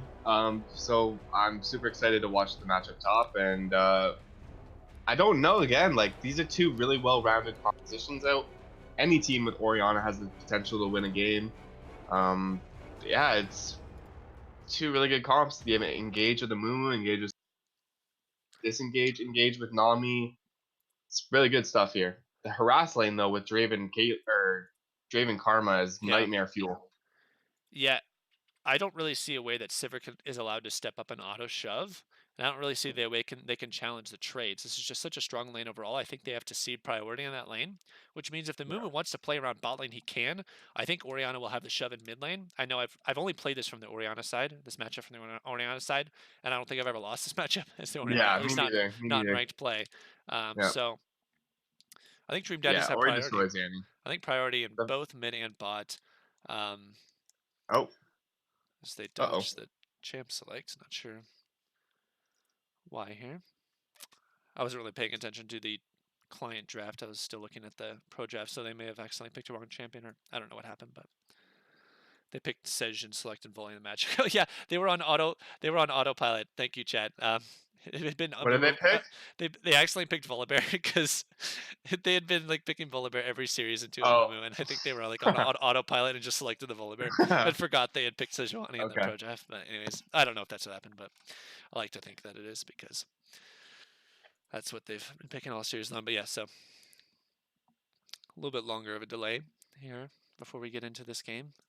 So Sejuani Cho'Gath, a very commonly seen tank duo, both in pro play and in competitive amateur play.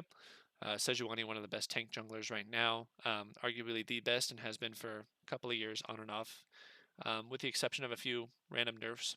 But Cho'Gath very staple in the top lane, along with Sion. But yeah, very very strong tank jungle mid duo. But you feel like you want to hard carry. Annie's kind of interesting in that she's always going to be able to do some kind of damage, but onto how many people and how much is always the question. It feels like her plan is very telegraphed, and Sivir Annie is a decent combo. You can run at him and get the Annie some mobility to get in lane and try and land a big big ultimate. So we'll see if the Penguins are able to pull it off. It seems like an easy It's a hard comp, composition. honestly, to work out for them. I mean, with the Annie is, I mean, just straight up, in my opinion, not the right pick here. But I'm interested to see if they can make it work. Yeah. Ori just straight up beats Annie hard. I mean, there's a lot of bad matchups because Ori's really good champion just in general. She doesn't really have a lot of bad matchup. She goes even or wins everything. But the fact that Mansberg played Syndra and he wouldn't pick it here is beyond me. Better wave clear than Annie. You Yeah. know, I think that picking Annie here or Syndra here is, given. Yeah. But we'll see what they can do. So at some point you got to look at Kamikaze Penguins and wonder what they're going to be able to do with 3 losing lanes. I know that Cho'Gath doesn't lose really early, but he eventually is going to get outscaled. And if Amumu just comes up there and accelerates Fior's lead, or gives her a lead, then you have an Ori on the mid lane who's going to win. In theory, this is all in theory, but and then Draven Karma who have the advantage in bot lane. So Dream Daddies with what looks to be 3 winning lanes going into the mid game. It's Yeah. hard to see what tools the Kamikaze Penguins have to upset what seems to be just a superior composition from the Dream Daddies. So, Any predictions? yeah, I think Dream Daddies take this one. Honestly, it's their ability to skirmish and pull fights out when they're behind in gold has been impressive to watch this series. I think Dream Daddy stomped this game. Yeah, Like, stomp. we've seen them fight well when behind, but with 3 winning lanes when they're ahead, I mean, Yeah. I just don't think it's going to be I much of think an they're issue gonna for get. them. I think that Commonwealth Penguins game. I don't think it'll be close, but we'll see. Yeah, it's Prove me wrong, guys. Prove me wrong. it's easy to see when a 2 tank comp loses. I mean, sometimes you just it can be such an easy composition to execute, but the Annie kind of throws a wrench into things. You see what they're trying to do, but it's just not going to work when you have 3 losing lanes. So, I mean, the Sejuani is not going to be able to impact as much as she'd like to. The tanks aren't just going to get tanky enough. You're going to have a Draven who accelerates so strongly off a lead, and it's, yeah, tough stuff. So we are midway through the client draft, and then we'll have a few Oh minutes yeah, if I'm to. Ori in this matchup, I'm taking Ignite too. I'm going for the solo kills. I mean, Yeah, you got it. Yeah, the throw the gauntlet down. yeah good defensive option is cleanse here because there's a lot to cleanse. The anti ignite, the anti Oh, stun, actually, the you're right. You're Sejuani. right. You're right. Forgot about the Sedge. 100%. I'm taking cleanse here as Ori. Gladwin, this is game 3. It is 1-1 right now between Dream Daddies and Kamikaze Penguins. So 5-game series that could possibly go the distance. So we'll see. Our predictions are that Dream Daddies with their composition here. Actually, until they lock in all their champions, I'll pop this over to the pick band so you guys can see what's what. I'm missing my team practice for this, guy. So it's important finals. Yeah. So That's why Kamikaze he's here. Kamikaze Penguins with the surprise Annie lock-in at the very end of the draft. Tribble sitting on Smite and Ignite there with his Cho'Gath. Might be changed, who knows? But if I see this Fiora parry one Annual, I'm giving him $10. yeah. A freak. Yeah. Be insane. So Kamikaze Penguins win this, honestly, and I mean it's hard to not count them out already, just given the way the draft has gone. But yeah, you can see. I mean, these guys are good. These guys are good players. They know how to not straight up feed a lane, but they're in disadvantageous matchups. I think Mansford could hold his own, probably go even in CS possibly against the Orianna. It's just so hard.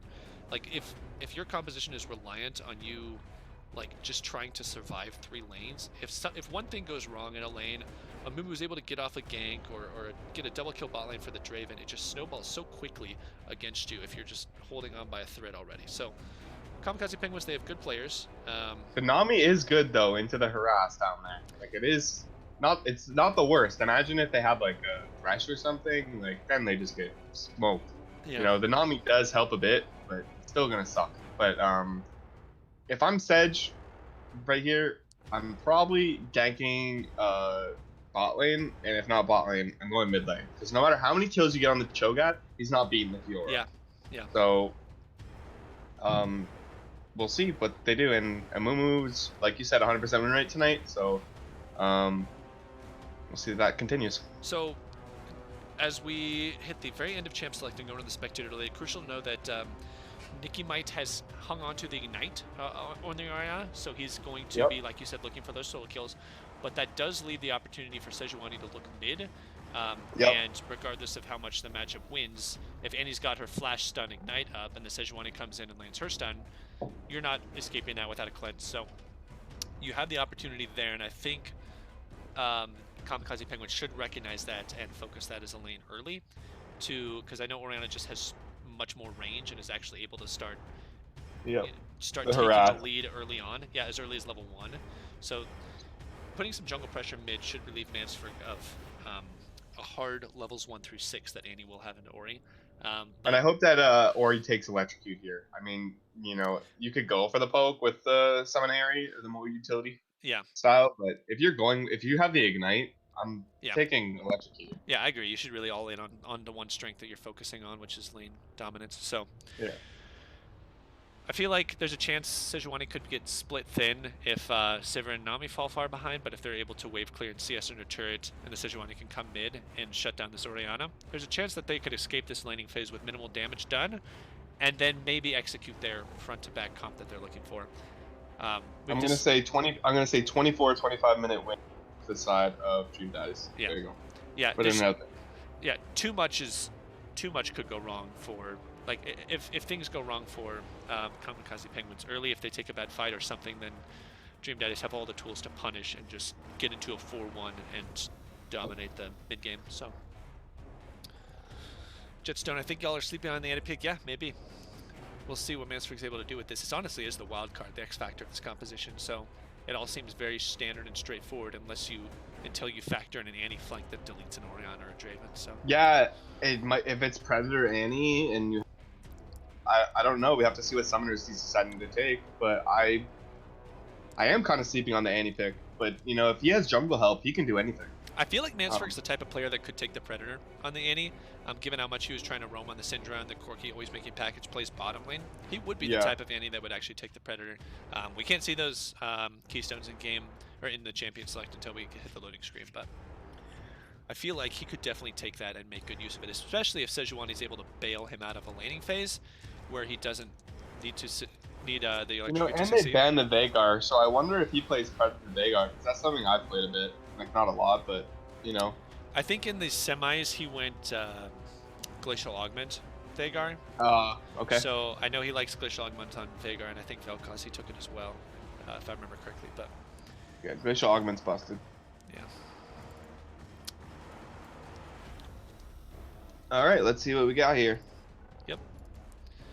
Okay, hopping into the loading screen. Let's take a look at these keystones and see if we get thrown off with any surprises here. So throw it off. So it is going to Predator be the Annie. Predator Annie, yeah. Yeah. So Mansford going to be looking to roam and make things happen on that champion. Lethal tempo on And the that Sivir. skin, bro, PogChamp, holy. Yeah. Conquer Fiora, no surprises there. Draven with a Conquer, interestingly enough. I'm not sure if Draven usually take that or press the attack. That's but good. Conquerably fine. Airy on both supports, looking for that poke as the answer, and looks like we're hopping into game here for number 3 between the Daddies and the Penguins right now. The dads. the Dads. Alrighty. We saw some early shenanigans both games. Second game was a lot That more is interesting. Airy on Ori. Just want to point that out. That is Airy. That's not the electrocute. Yeah. So we'll see. It definitely helps with poking out and not. But for an all-in potential solo kill, it's not going to be as good. Alrighty. So I think both teams have looked for something in the bot side of the map. Let's see if we get another crazy level 1. Looks like both top laners are heading up to watch the entrance there, and Yeah. I think Kamikaze Penguins are slipping into fan. Actually, no, they're regrouping. Definitely, Ward goes down. definitely a lot of eyes on this bot side, as that's where any early action has happened down on the bot side. So Yeah, they're just gonna fan out.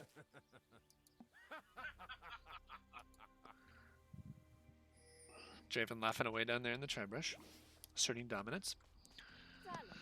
Honor, discipline, and pretty pictures. I am an artist. So jungler's likely going to start down at the bottom side. We saw the Amumu when Superhero was playing this in game 1 go down to his Krugs. Or sorry, what is that? Yeah, Krugs. He went down to his Krugs and then moved up to the top side of his jungle a lot later. Always going to game when he was playing Volibear. Actually went for a level 3 gank top lane. So we'll keep an eye on Sejuani's pathing. See if she chooses to repeat that level 3 top. And if Amumu takes the same route that he did in game 1, he will be late to that lane for a counter gank, but this is all based on the fact that they repeat the same pathing that they did game 1. So already Nikki might stepping up, getting that airy proc with the command attack on Orianna, and this Mansford interestingly choosing to take the corrupting potion, as he does anticipate trading a lot in this lane. Is playing pretty far forward. I like the aggressiveness for Mansford to step up in the wave and start queuing actively. So you definitely don't want to be shoved into your turret, having to deal with Orianna poking you. So priority in this lane, it matters a lot, especially when you're playing Predator on a champion. You get to roam. So far the Penguins doing a good job in this bot lane. Of course, we still are only a couple minutes in, but not getting poked out. Playing confidently, assertively. Karma Inner Flame does land, but doesn't take much of Mareep's damage. And level 2 is now hit by the bot lane of Kamikaze Penguins. They're moving forward. Boomerang Blade lands onto Only Renekton, so Sivir getting the shove in. Does miss a few CS, but they're not getting pressured or poked out of their lane now. So we do see the same pathing from the junglers. Now, Always Gonna Game is on his red, and Superhero will be starting his Wolves. So he'll be going Wolves to blue, and then maybe take the Gromp after that if he's going to look for a full clear. But with the way that Cheeseblaze is pushing in a top lane, we'll see if Always Gonna Game moves up there to look for the gank, or if he selects mid to go for instead. Nikki might has that warded, so now Sejuani is on the ward, which is huge because Nikki Might without the cleanse could have fallen, but looks like bot lane they're going to go for aggressive trade. Mareep's still level 2, has to flash out of there. Nice bubble in on the backside. Only Renekton does have to heal. Flash forward. Asif doesn't quite pick that one up. The shield keeps him up, and the root lands on the back end. ZZ Dog, nice damage. There's one more auto from the Draven. He flashes forward, does not quite get it in time. The tower hit just stays alive. Karma flash forward. First blood auto turns on 2, and look at that tower dive. ZZ Dog playing that one perfectly on the back end. Saves his summers, didn't even use the ignite, and is actually able to drop both members there. Nikki might has to flash in the mid lane, but very well played from the Dream Daddies. It looked like everybody's going to escape with their lives, but Oh my god, are they going to look for it? And the double! you are a little bit behind me, my friend. What's your timestamp on the game? Whoops. I'm at 340. Okay, I'm at Two? 410 right now. Oh, what? Okay. Let's go forward a bit. You're at 410, you said? 415 now. 415 now? Okay, let's go to live. Okay. There we go. I don't know why I did that. Yeah. So Sejuani coming in behind, only Renekton. He's stayed a little long and has not backed yet. So nice play from what he's going to game to flank him from the bottom side of the river there. Good pathing from the Sejuani and is able to get the kill crucially onto the Sivir, who's down 13 CS, but likely will be able to close that gap now as the Draven has to come back from base. Sejuani moving into mid. Orianna had to burn the flash earlier and playing very defensive in this lane, so is going to survive that. But now in the top lane, Superhero looking for a play. He's pretty low, level 4. Probably just going to recall here. Not enough damage or health bars to take out this Cho'Gath, likely. Actually cancel the recall. He's coming around here from the back side. Oh, he's so low. Yeah, but the thing is, Triple doesn't have any mana. I don't know if we'll be able to turn this. Just considering it. Cheeseblade gets the Conquer proc, but yeah, they just don't have enough damage. It's really risky to go in with those health bars there.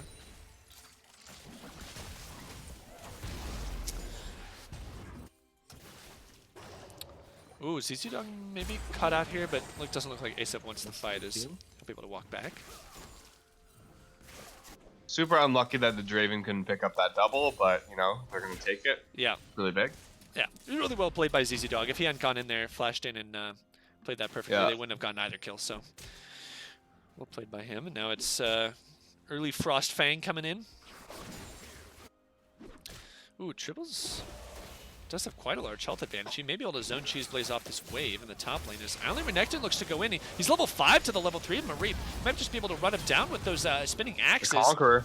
And takes a shot. Sure shot. Both sides of the Boomerang Blade. One more auto from Asif. The shield comes in from the Karma, just saves him at the very end. Now Ignite goes down. They're turning this on. Asif, burning very low, is just going to survive with that health post ticking. And ZZ Dog, the Airy proc. Oh my goodness, they're both so low on the backside. Holy cow. It's a game of inches down here in the bot lane, and Dream Daddy's coming out on top. 39 CS to the 24 of the Sivir. And this is what we talked about in pregame about the bot. Oh, and Annie's probably gonna get jumped on here. Just hit that She's level gonna 6. Die. Yeah, ZZ Dog gonna go down. Mansford just hits that level 6 in the river with the Scuttle Crab going down. Now they may turn on a superhero, but they have to be careful. Nikki Might says the Orianna ult lands on a 2. Damage is there, but not gonna pick up those kills. Good disengage, but Kamikaze Penguins, Mansford walks in the river and gets a free kill though, so nice acceleration towards his first item, and he'll be happy about that one for sure. Gets to keep his flash. That's big.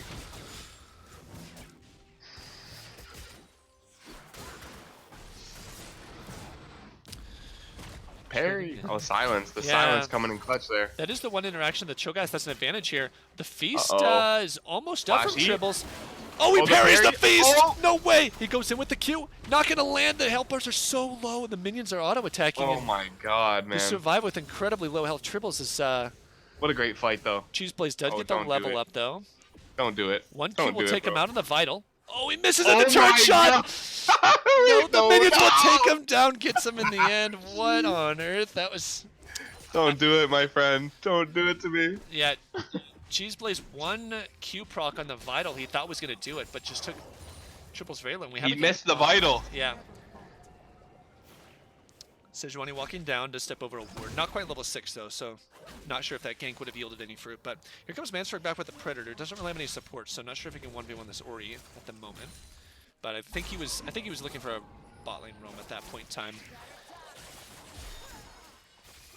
Both junglers hovering mid. Yeah, Sejuani coming in from behind. Show up. Orianna not TP quite with that in. ultimate. There's the stun. They have to disengage here. This is a great TP flank from Cheeseblaze. Spanish toss lands on a Mansford. He's going to go down.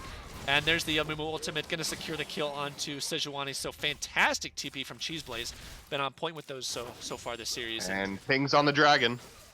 Yeah, so early Mountain coming up here. Priority and bot as well. 2K. So is walking down.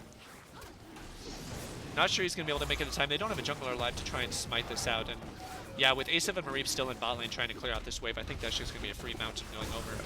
So, talked about that bot lane priority making things happen for Dream Daddies as they're able to easily walk over and secure this dragon. So, early Mountain for these guys, and very nice play in mid lane, turning a 2v2 into a 3v2, and Mansfergen always going to game had nowhere to go after they committed a lot to that play and got turned on. So another pause.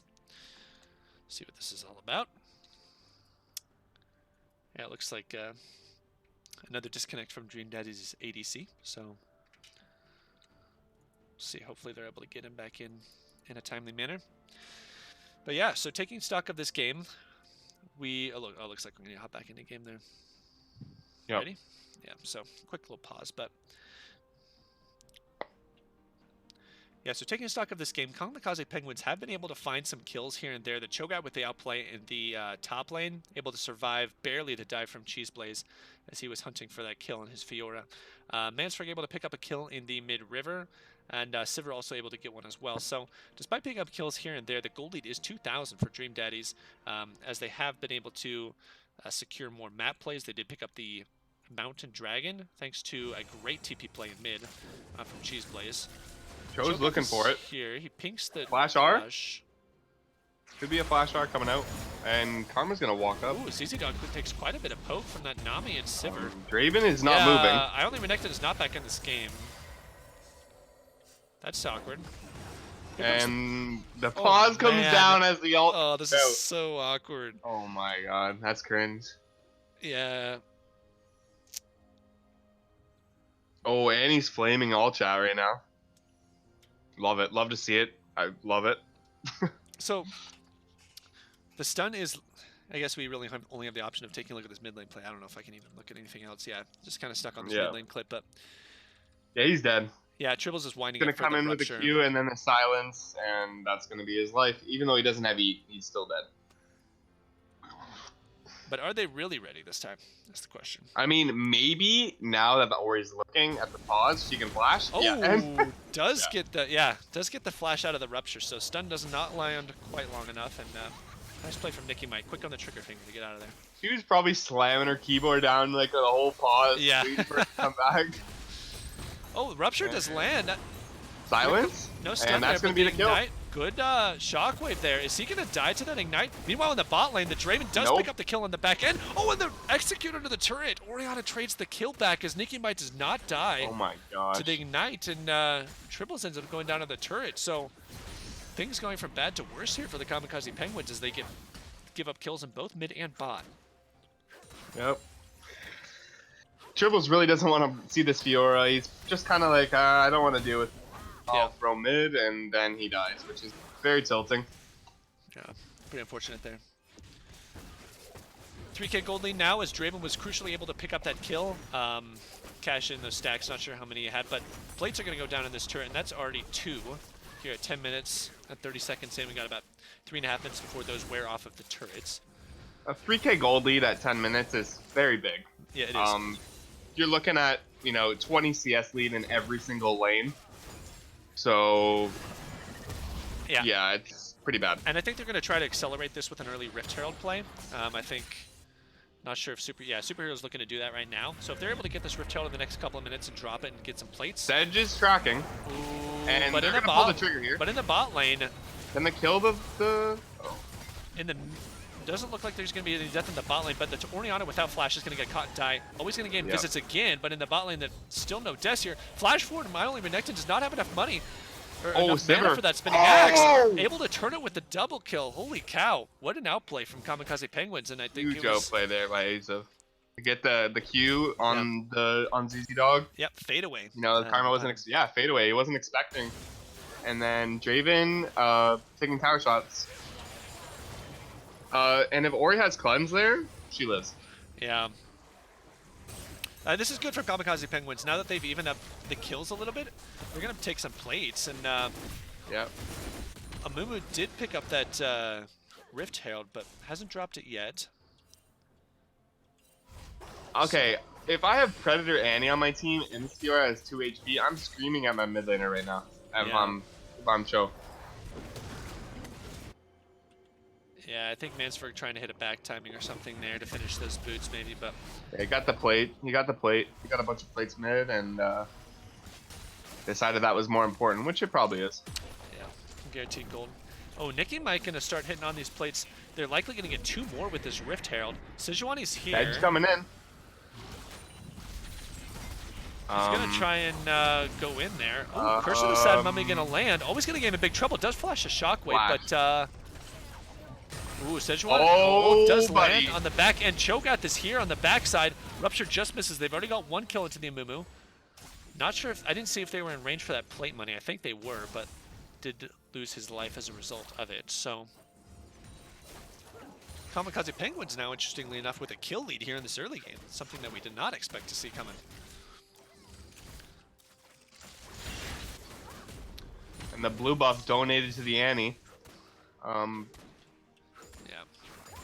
So Thank you very much. yeah, Lunzeko finished on that back, and you can see now why he was so eager to get that back off. But he does have flash here in about a minute, so that's when he'll be able to make that next play. Oh, he may look for the wall in here. Drops the bear. Or he doesn't have R. She's dead. That could be it. Yep, the bear And the solo kill in the counter matchup. Yeah, Coming out from the Annie. I did not think Mansford had that kill. It didn't look like he was doing enough damage, but drops the ignite, gets off another spell rotation, and I don't think Nikki might expect that to happen either. And Mansford That's really, just not respecting all the spacing of Annie and you know, the range. You're Yeah. Ori, and you can outspace pretty well. Yeah, we saw at the very beginning of that engagement, Orianna got really nice trade in with the QW and pulled back the shield.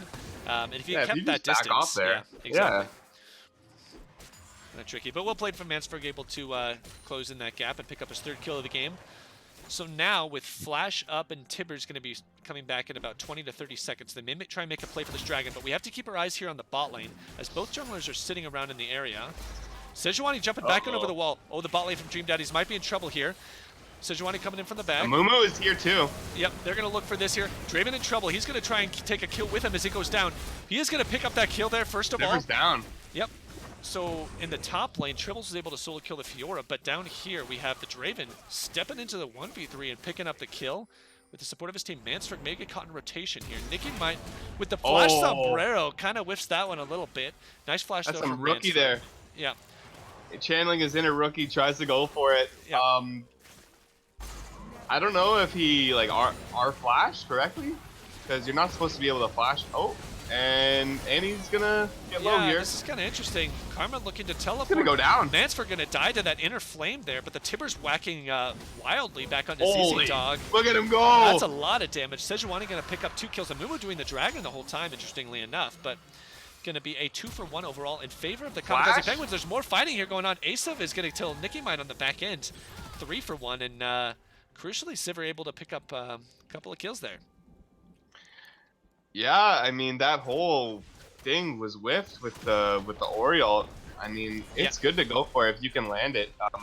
I would like to see that again if so the Ori did R flash, or if no, it was a flash R, unfortunately, which is a lot easier to react to. So that's why Mansford was able to flash out of it. You definitely want to do the R and then flash, because you get that you jump in with that ultimate at the very last second. It's very hard to react to. Superhero. Yeah. Not sure if he wants this at all. Asav raining down the damage and just walks in and dies there. Fiora now might be in trouble as Cho'Gath and Annie are closing in on him. ZZ Dog and Renekton going to get back in time to save this turret, but his 4th kill of the game. The thing with the Fiora here is you got to build Executioner's Call, and the Cho'Gath has flash coming in. Oh my goodness, just devours him with the feast, and Tribbles dominating in this matchup that we thought was a counter pick. But here's always going to game get wait in. Oh, and that's going to be a dead Karma. They just go in, does flash in, but always going to game pick up his 5th kill of the game. Now the ult from the Nami does land. Is she be able to survive? Yes, just gets the Draven before the ultimate channels. This is really, really good stuff from Kamikaze Penguins. They're playing really well here. I'm really impressed. And I'm really not impressed with the Fiora, which is a counter matchup for Cho. It's just building wrong, and also another thing is like let the Cho push and then all in with your ultimate and you'll win every single time. I feel like he's not getting a good use of his R. Yeah, I don't think I've seen that at all. The lanes had huge CS leads, and look at they're down 8 kills and they're only down 1k gold. So it's super weird to see, but we'll see how they transition this. This Sejuani is absolutely massive, an absolute brick, a freaking unit. Yeah, exactly. 6 kills on her. She's not dying anytime soon. No, we'll likely see a Warmogs coming in second if it's not the Randuins, but Nikki might in trouble here. Mansford drops the Tibbers. Ult does pull him back coming in. Yeah, so it's No R. nice ult, And but Nikki Ori's might gonna just go down here. down on the end. No, Ori will serve. Nope, she will die. So Mansford does trade in the 1-for-1, but the fight continues here. Superhero charging forward, does not have access to the Curse of the Sad Mummy. Always gonna game, has an Arctic Assault here in just a couple of seconds. Bandage Toss will land. Asif throws a Boomerang Blade, try and stave off the pressure, but Superhero flashing forward. He wants this, does get in front and blocks that Arctic Assault. Nice. Well played from Superhero there as the Draven picks up the kill on the back end. Now we have the 1v1 between the Nami and the Fiora. Cho'Gath coming to intervene though. In what bot lane? Yeah, Cho'Gath gonna have to, oh, the Fiora is able to get out, does flash on the back end of that. So now Draven may be in trouble, but Cho'Gath sacking a lot of armor. Does land the knock-up, triples with the feast, gonna just remove him from Summoner's Rift real right quick. And that's gonna be a 1-for-1 overall. I mean, they have a gold lead. Despite being down 8 kills, it's just it's not even macro decisions. It's just like CS leads. Yeah. In every lane and the towers too. It isn't. Looks like we have ADCDC. Probably want to pause. And he's back. Yeah, no, we've seen this in game 1 where the Kamikaze Penguins collected an enormous amount of kills, but without having turrets to back that up or objectives. I mean, you see Dream Daddies having an even amount of turrets in the 2 mountains over the Penguins. The kills don't really turn into much when the CS isn't there, nor is the objective control. So Dream Daddies definitely has been a back and forth game, but they're even with a 1-4 Orianna and a 2-5 Draven, they're not in a bad position at all as far as gold is concerned with those CS leads. Looks like we're going to get back in the game here. Has a quick disconnect and reconnect. And looks like we're back out of game.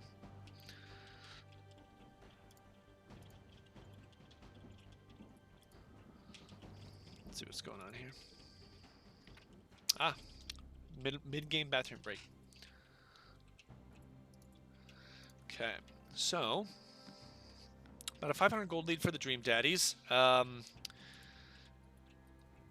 if I'm Kamikaze Penguins here, like, I'm pretty happy.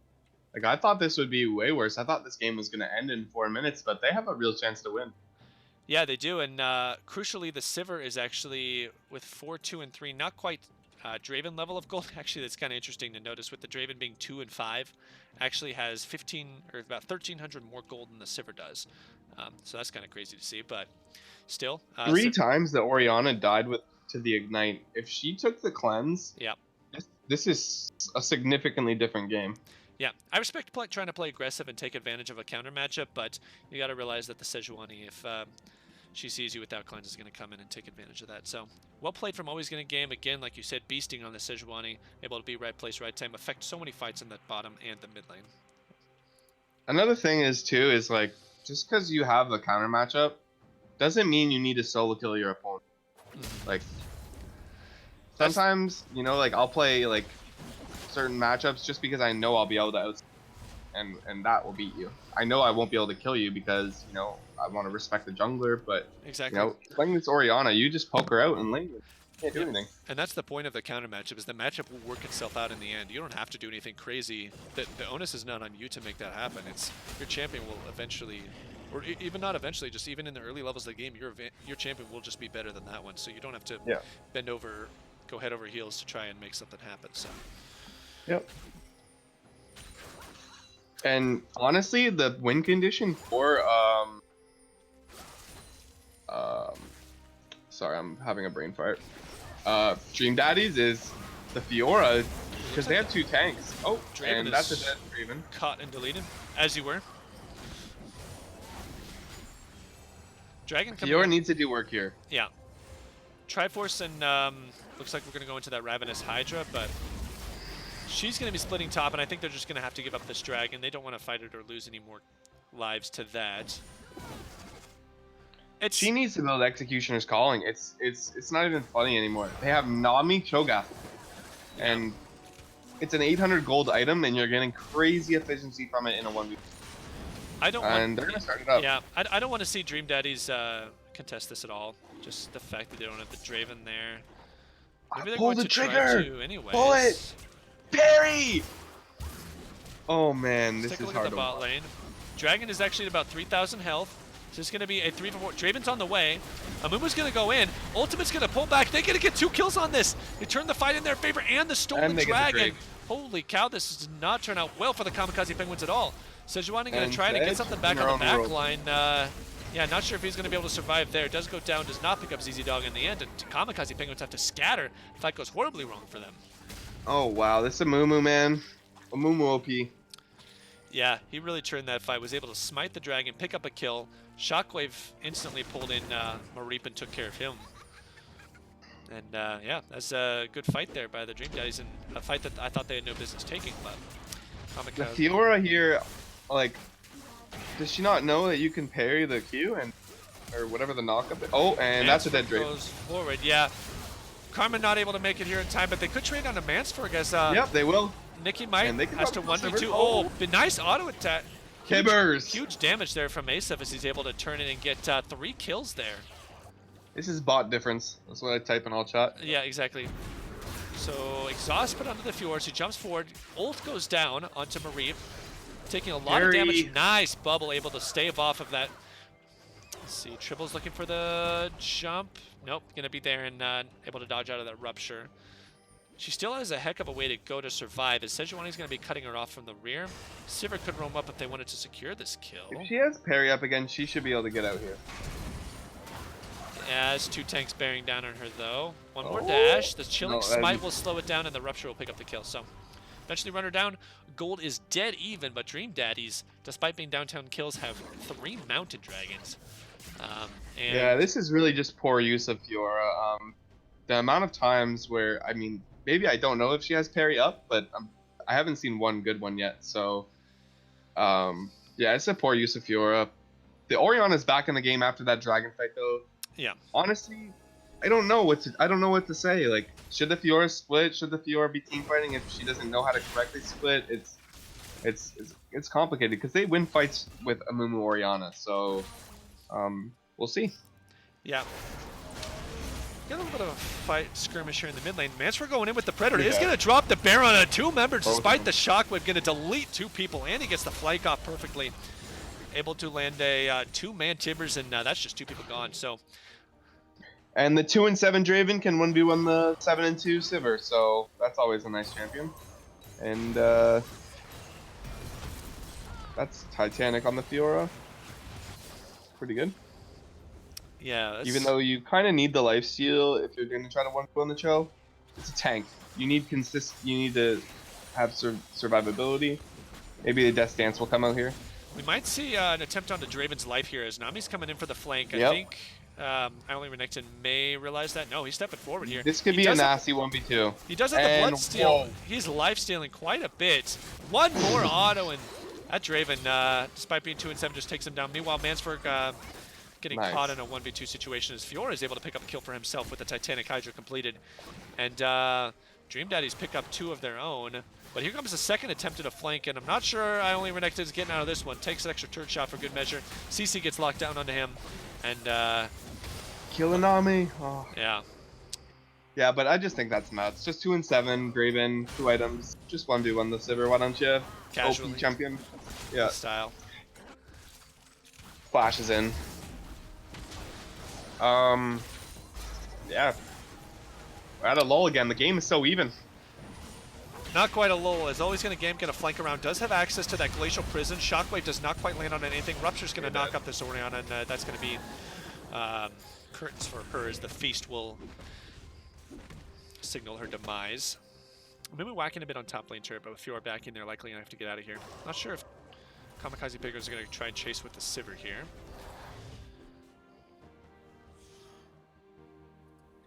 And they're going to keep looking for him. On the Through hunt, the whole minion wave that's going to the tower. ZZ Dog able to walk out of that one. And turn on the Baron? They're going to start it up. Interesting here. Ooh, recalled. 10 seconds on Nikki Might. free Baron. So yeah, 5v4. Yeah, Amumu's not there. Yeah, that soon they must have seen him recall. Dead. Go on to that, and yeah, Mansford isolates the target and takes him down. Rupture not quite landing. On the hunt popped, but I think they're just going to go back to the Baron. It's kind of not sure if they want to chase these. Asef in a tricky spot there. They need the Ori. Oh, they could actually win this regardless of the Draven. Amumu is now Ori's here. coming. They need to wait. They need to wait. They get turned on like this, and Arctic now they're Assault gonna by 4, always going to game. Glacial Prison whiffs good, a little bit. good dodge. Oh, is not able to get over the wall. Can he Where's try? the Ori? He does have the ultimate. Oh, Big real ulti. under 3. Huge Curse of the Sad Mummy. They're going to go in, and that is a wipe for Dream Daddies just on the brink of despair in that fight. Nasty stuff. They land a shockwave onto 4 members. Superhero comes in with the Curse of the Sad Mummy onto the save 4. Good lord. This game is turned on its head.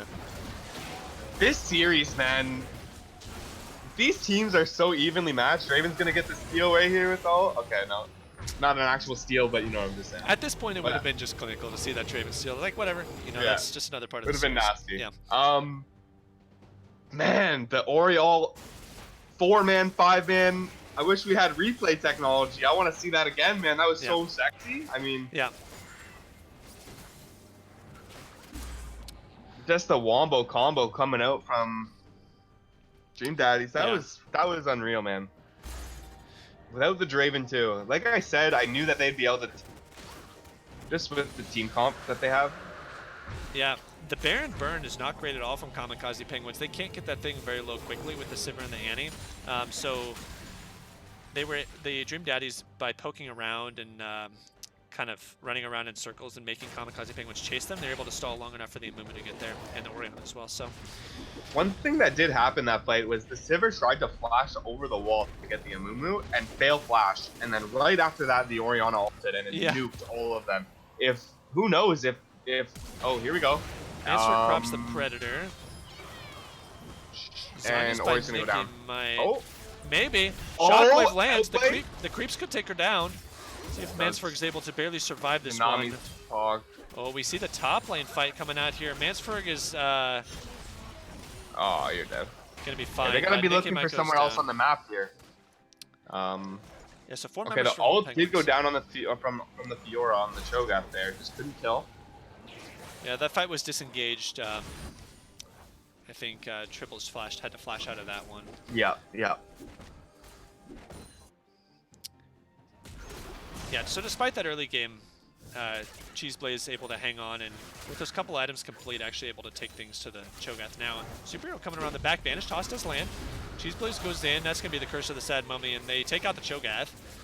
And that's Fiora. You get a certain amount of items against the tank, and you just win. Yeah, you just beat them. Good rotation over by Superhero, able to isolate that kill and take him down. Not sure that they'll be able to get any damage on this inhibitor turret, at least meaningful damage for now, but Oriana's still responding, so it is a 4v4. They're going to try and pressure it. Siege isn't particularly great. Sejuani can take up the Karma Poke. Yeah, they're not really getting any damage under this turret. I think they'll have to back off here eventually. Objectives aren't up for a little while, so they really have nothing. Sanchez are, and Ori's not here. If I'm Kamikaze Penguins, I'm looking for it. See if they specifically on the Draven. Tribble's going to be up in about 4 seconds, right about the time that Nikki might's able to rejoin his team. Mansford with the stun sitting off to the side. Pop it. Oh, man. Amumu going in. Does not have the Curse of the Sad Mummy. They picked the Going wrong back. target on the Sejuani. Now it's going to be a full-on tower dive here. Kamikaze Penguins, Throw they turn it, the kill. Fiora. Cheeseblaze is going deep on that Fiora. Not sure if he in the wants to back. be in that back line, but that's going to be 2 for Draven. 0. They still want this fight, dude, Dream Daddies. I think they're going to back out And the he's very doing next. work here. They're going to get the able pick Draven up a after kill on the this. very end. I only Renekton didn't have to run away for his life. Q is not a stun, but the Bear might get him with one more. Auto slaps him, and double kill picked up for the Annie. 4 for nothing to Kamikaze Penguins, and kind of boneheaded dive from the Dream Daddies. Not sure they wanted to. The Mumu And crucially. again, man, it just goes back and forth. Yeah. This whole series, like, I don't know. I don't know if it's just poor like macro decisions, like, or like what's going on. Maybe the teams are just so matched, but Yeah, it just seems like it's just one wrong choice after another, and it's so even, just back and forth gameplay. The Amumu not having ult there was the big thing. Arguably, you can dive that turret if you're Dream Daddies, but without the Curse of the Sad Mummy, then you just have the Amumu going in and not offering much after the bandage toss. Yeah. Cheeseblaze, you don't really want to be diving turrets if you're Fiora and you're not like well ahead. Can't get away with that very well. So, not. Yeah, honestly, what are you building? the Warden's Mail or whatever, and the Spectral Cowl. I mean, Yeah, I feel like yeah, once she completes both of those items, she can be very tanky. But I guess it signals more of a team fight that's build. a team fight. Yeah, it's a team fight build, 100%. I was just about to say that for sure.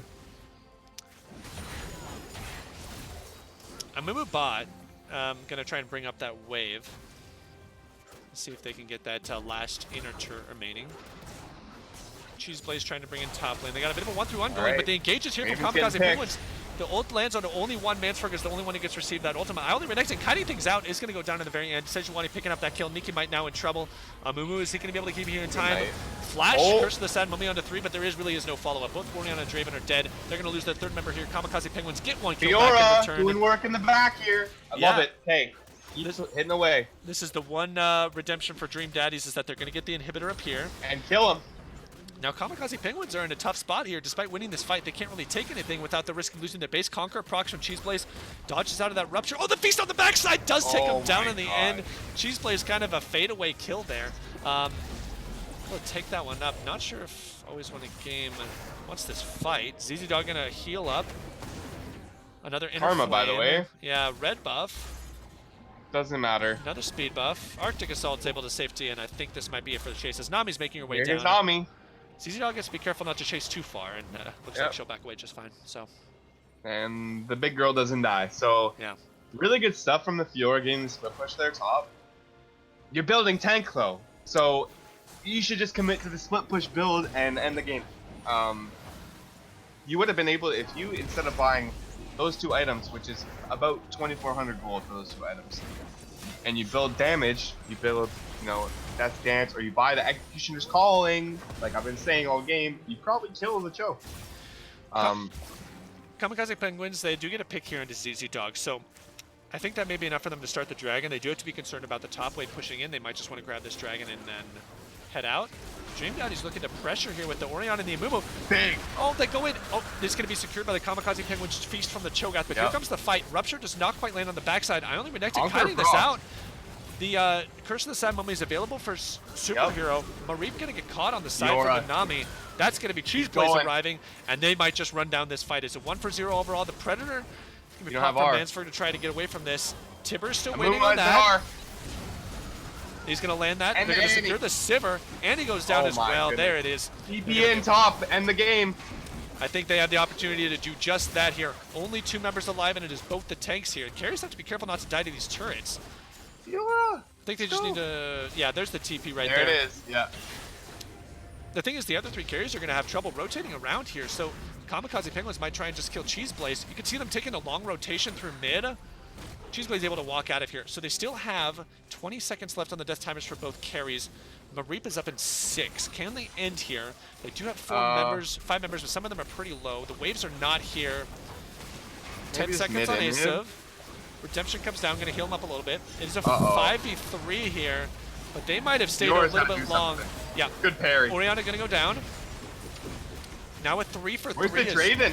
He's attacking the mid lane turret. So fight is a 3 for 3 here. Now Asav is here, and this is actually going to turn things for Kamikaze Penguins, I do believe. Cheese Blaze able to go in. Not going to get the kill there. On the very end, Sejuani barely goes down. This fight is so messy here. Able to QSS, or not QSS, able to get out of there with the heal. Oh my god. On the back end, picks up a kill, but goes down anyway to the auto attack from the Sivir, and a very sloppy fight. Dream Daddies lose 4. Kamikaze Penguins lose 3. So, at this stage, kills do hardly matter, but in the end, if the Draven just groups there, they probably win. Yeah, the call you could tell was split there. He wanted to take that mid lane turret and call his team back to try and secure the second inhib, but his team wanted to go for a potential end. So we do lose the mid inhibitor, so that's good for Dream Daddies. They're now able to group and pressure bot lane together. Yeah. There still is a Nexus turret left up to protect the Nexus, but I think... Yeah, the call, I think, for Dream Daddies... Fiora's got to go bottom here. Fiora's got to go bottom, get this last inhibitor. You can 1v1 the Cho, pretty much under tower. But Randuin's Omen is completed. Yeah, you got to just create pressure for your team to get Baron. And you can't let them team fight with the Cho'Gath. Alright, so both teams have So they're doing like you said, Fiora's going to walk bottom and set up that split push. We'll see if Kamikaze Penguins take this opportunity to engage as a 5-man. Marik takes a little bit of damage from the Oriana. They still Glacial Prison into a cleanseless Oriana. Going to be Zanya's there. Top part, Zanya's, yeah. Nikki might be able to walk out with this one. The Shockwaves herself, unfortunately, misses on that one. Always going to have to back out of here as the members are collapsing, but no casualties, and the Fiora still doing work in the bot lane. Yep, this is good. This is really good for the side of Team.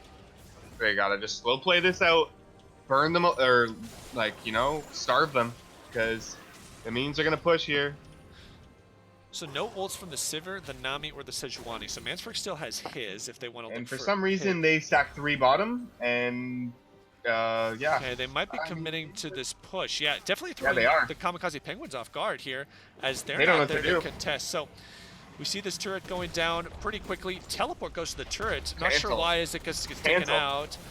Draven and Karma trying to 2v2 in the back line now. It is a Drop in 3v3 the back. up here. We got a very split fight as they're trying to cancel recalls here. Let's see if they take the fight on this back end.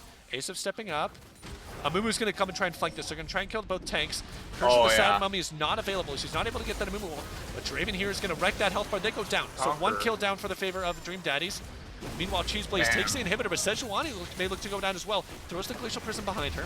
Not going to be able to pick up the kill, but enable the survival of the Sejuani. But now it is a 5v4 with minions crushing. The top inhibitor is just respawned, so they might deal with that one first.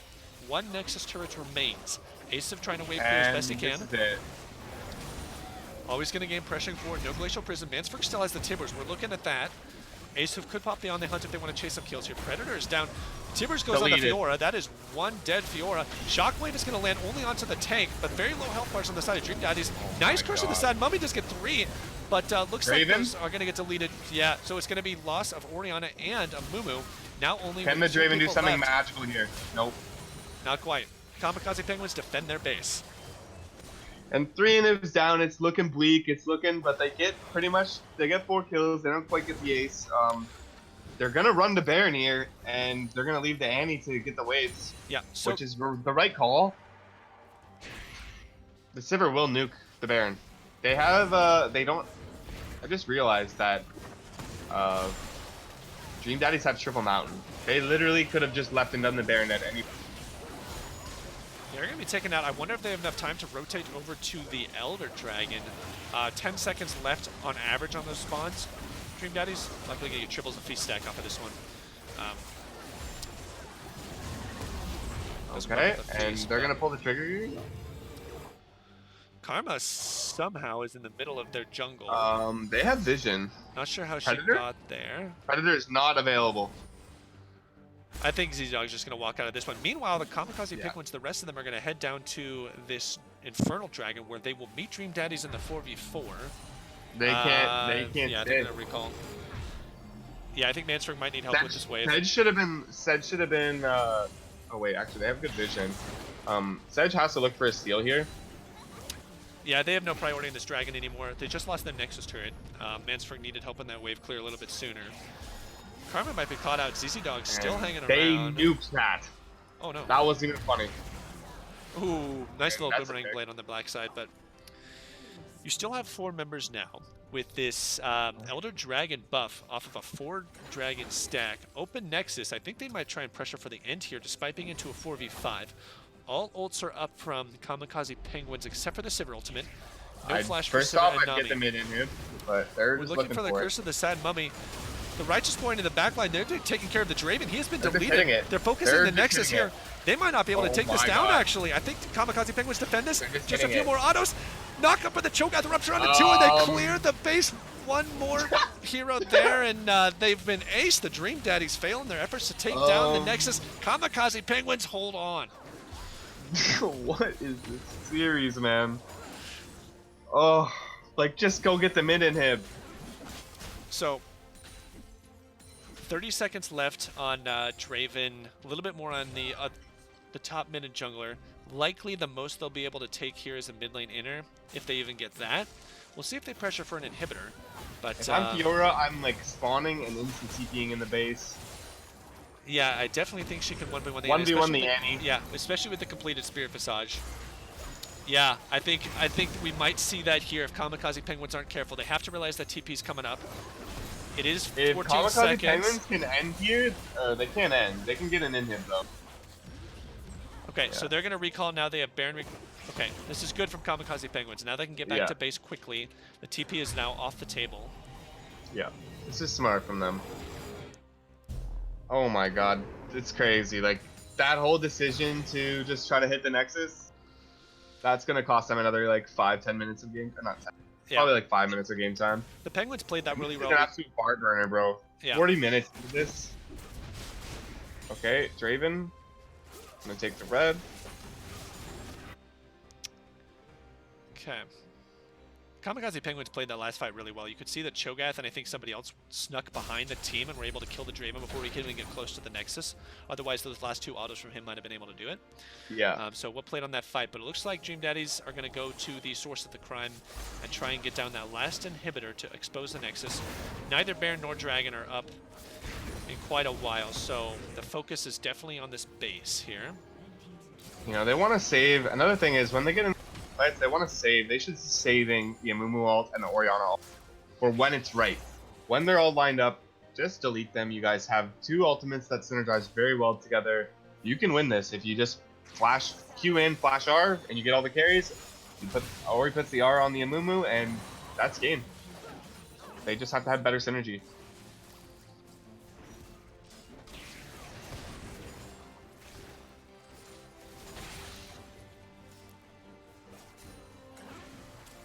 What's gonna happen here? Are they gonna... Okay, all inhibs are spawned. So they might try and split this up, which I don't think is a very good idea, because now that leaves Draven caught in the mid lane. No flash for him. No flash. Where's the Glacial Prison? Sivir gonna back off for the rest of the team. They're looking for the end in end. the back. They're looking for the end. Draven is gonna die here, but here comes Karma and Amumu. They're gonna try and whack that Nexus. Zanya's by Orianna. He's gonna go down. Shockwave does not get anybody on the backside. Here comes the Fiora on the back end. Where's the feast for the Cho'Gath? Does get parried. The Cho'Gath does not get it, and the Fiora takes the Nexus down. GG. Dream Daddies finally get the base pressure despite losing almost all of their carries. Fiora is able to sneak in, and the unlikely hero gets the last auto attack on the Nexus, most importantly 50 gold, and brings his team up to a 2-1 lead in the series for Dream Daddies. So, insane game after insane game. Crazy Holy. stuff. You know, yeah, I mean, they were close. That you've seen they picked the Draven, then everyone just made a beeline to the Nexus. Yep. And yeah, as soon as the Draven flashed there, they needed to back. They got it. You know, they didn't use the Sedge ulti, and the Orianna ult, like, they didn't even land the Orianna ult that. So, interesting stuff. But good job from both teams. Really good fighting back and forth. And the fact that they were able to win that game 5k gold down, you know, just shows their good macro choices. Yeah. Whew. Let's take a look at our damage graphs here. 49,000 for the Draven. Another big game for Asev on his Sivir. He's now put out about 100,000 damage in the last 2 games, so that's quite insane. So anyways, unfortunately, I have to head out. So I got to go pick up a friend at the airport. So unfortunately, I will not be able to finish the rest of the series. I posted in the streamers and casters. Hopefully somebody can pick me up on the stream, because I am going to have to shut it down right now. So yeah, anybody, if you're out there in chat, if you want to continue watching this absolute barn burner of a series, you're going to need to get a streamer that can hang on. So I'm gonna message Ansem right now. yeah, I'll try and hang out for a little bit here until we can see if we can get somebody else to take over. But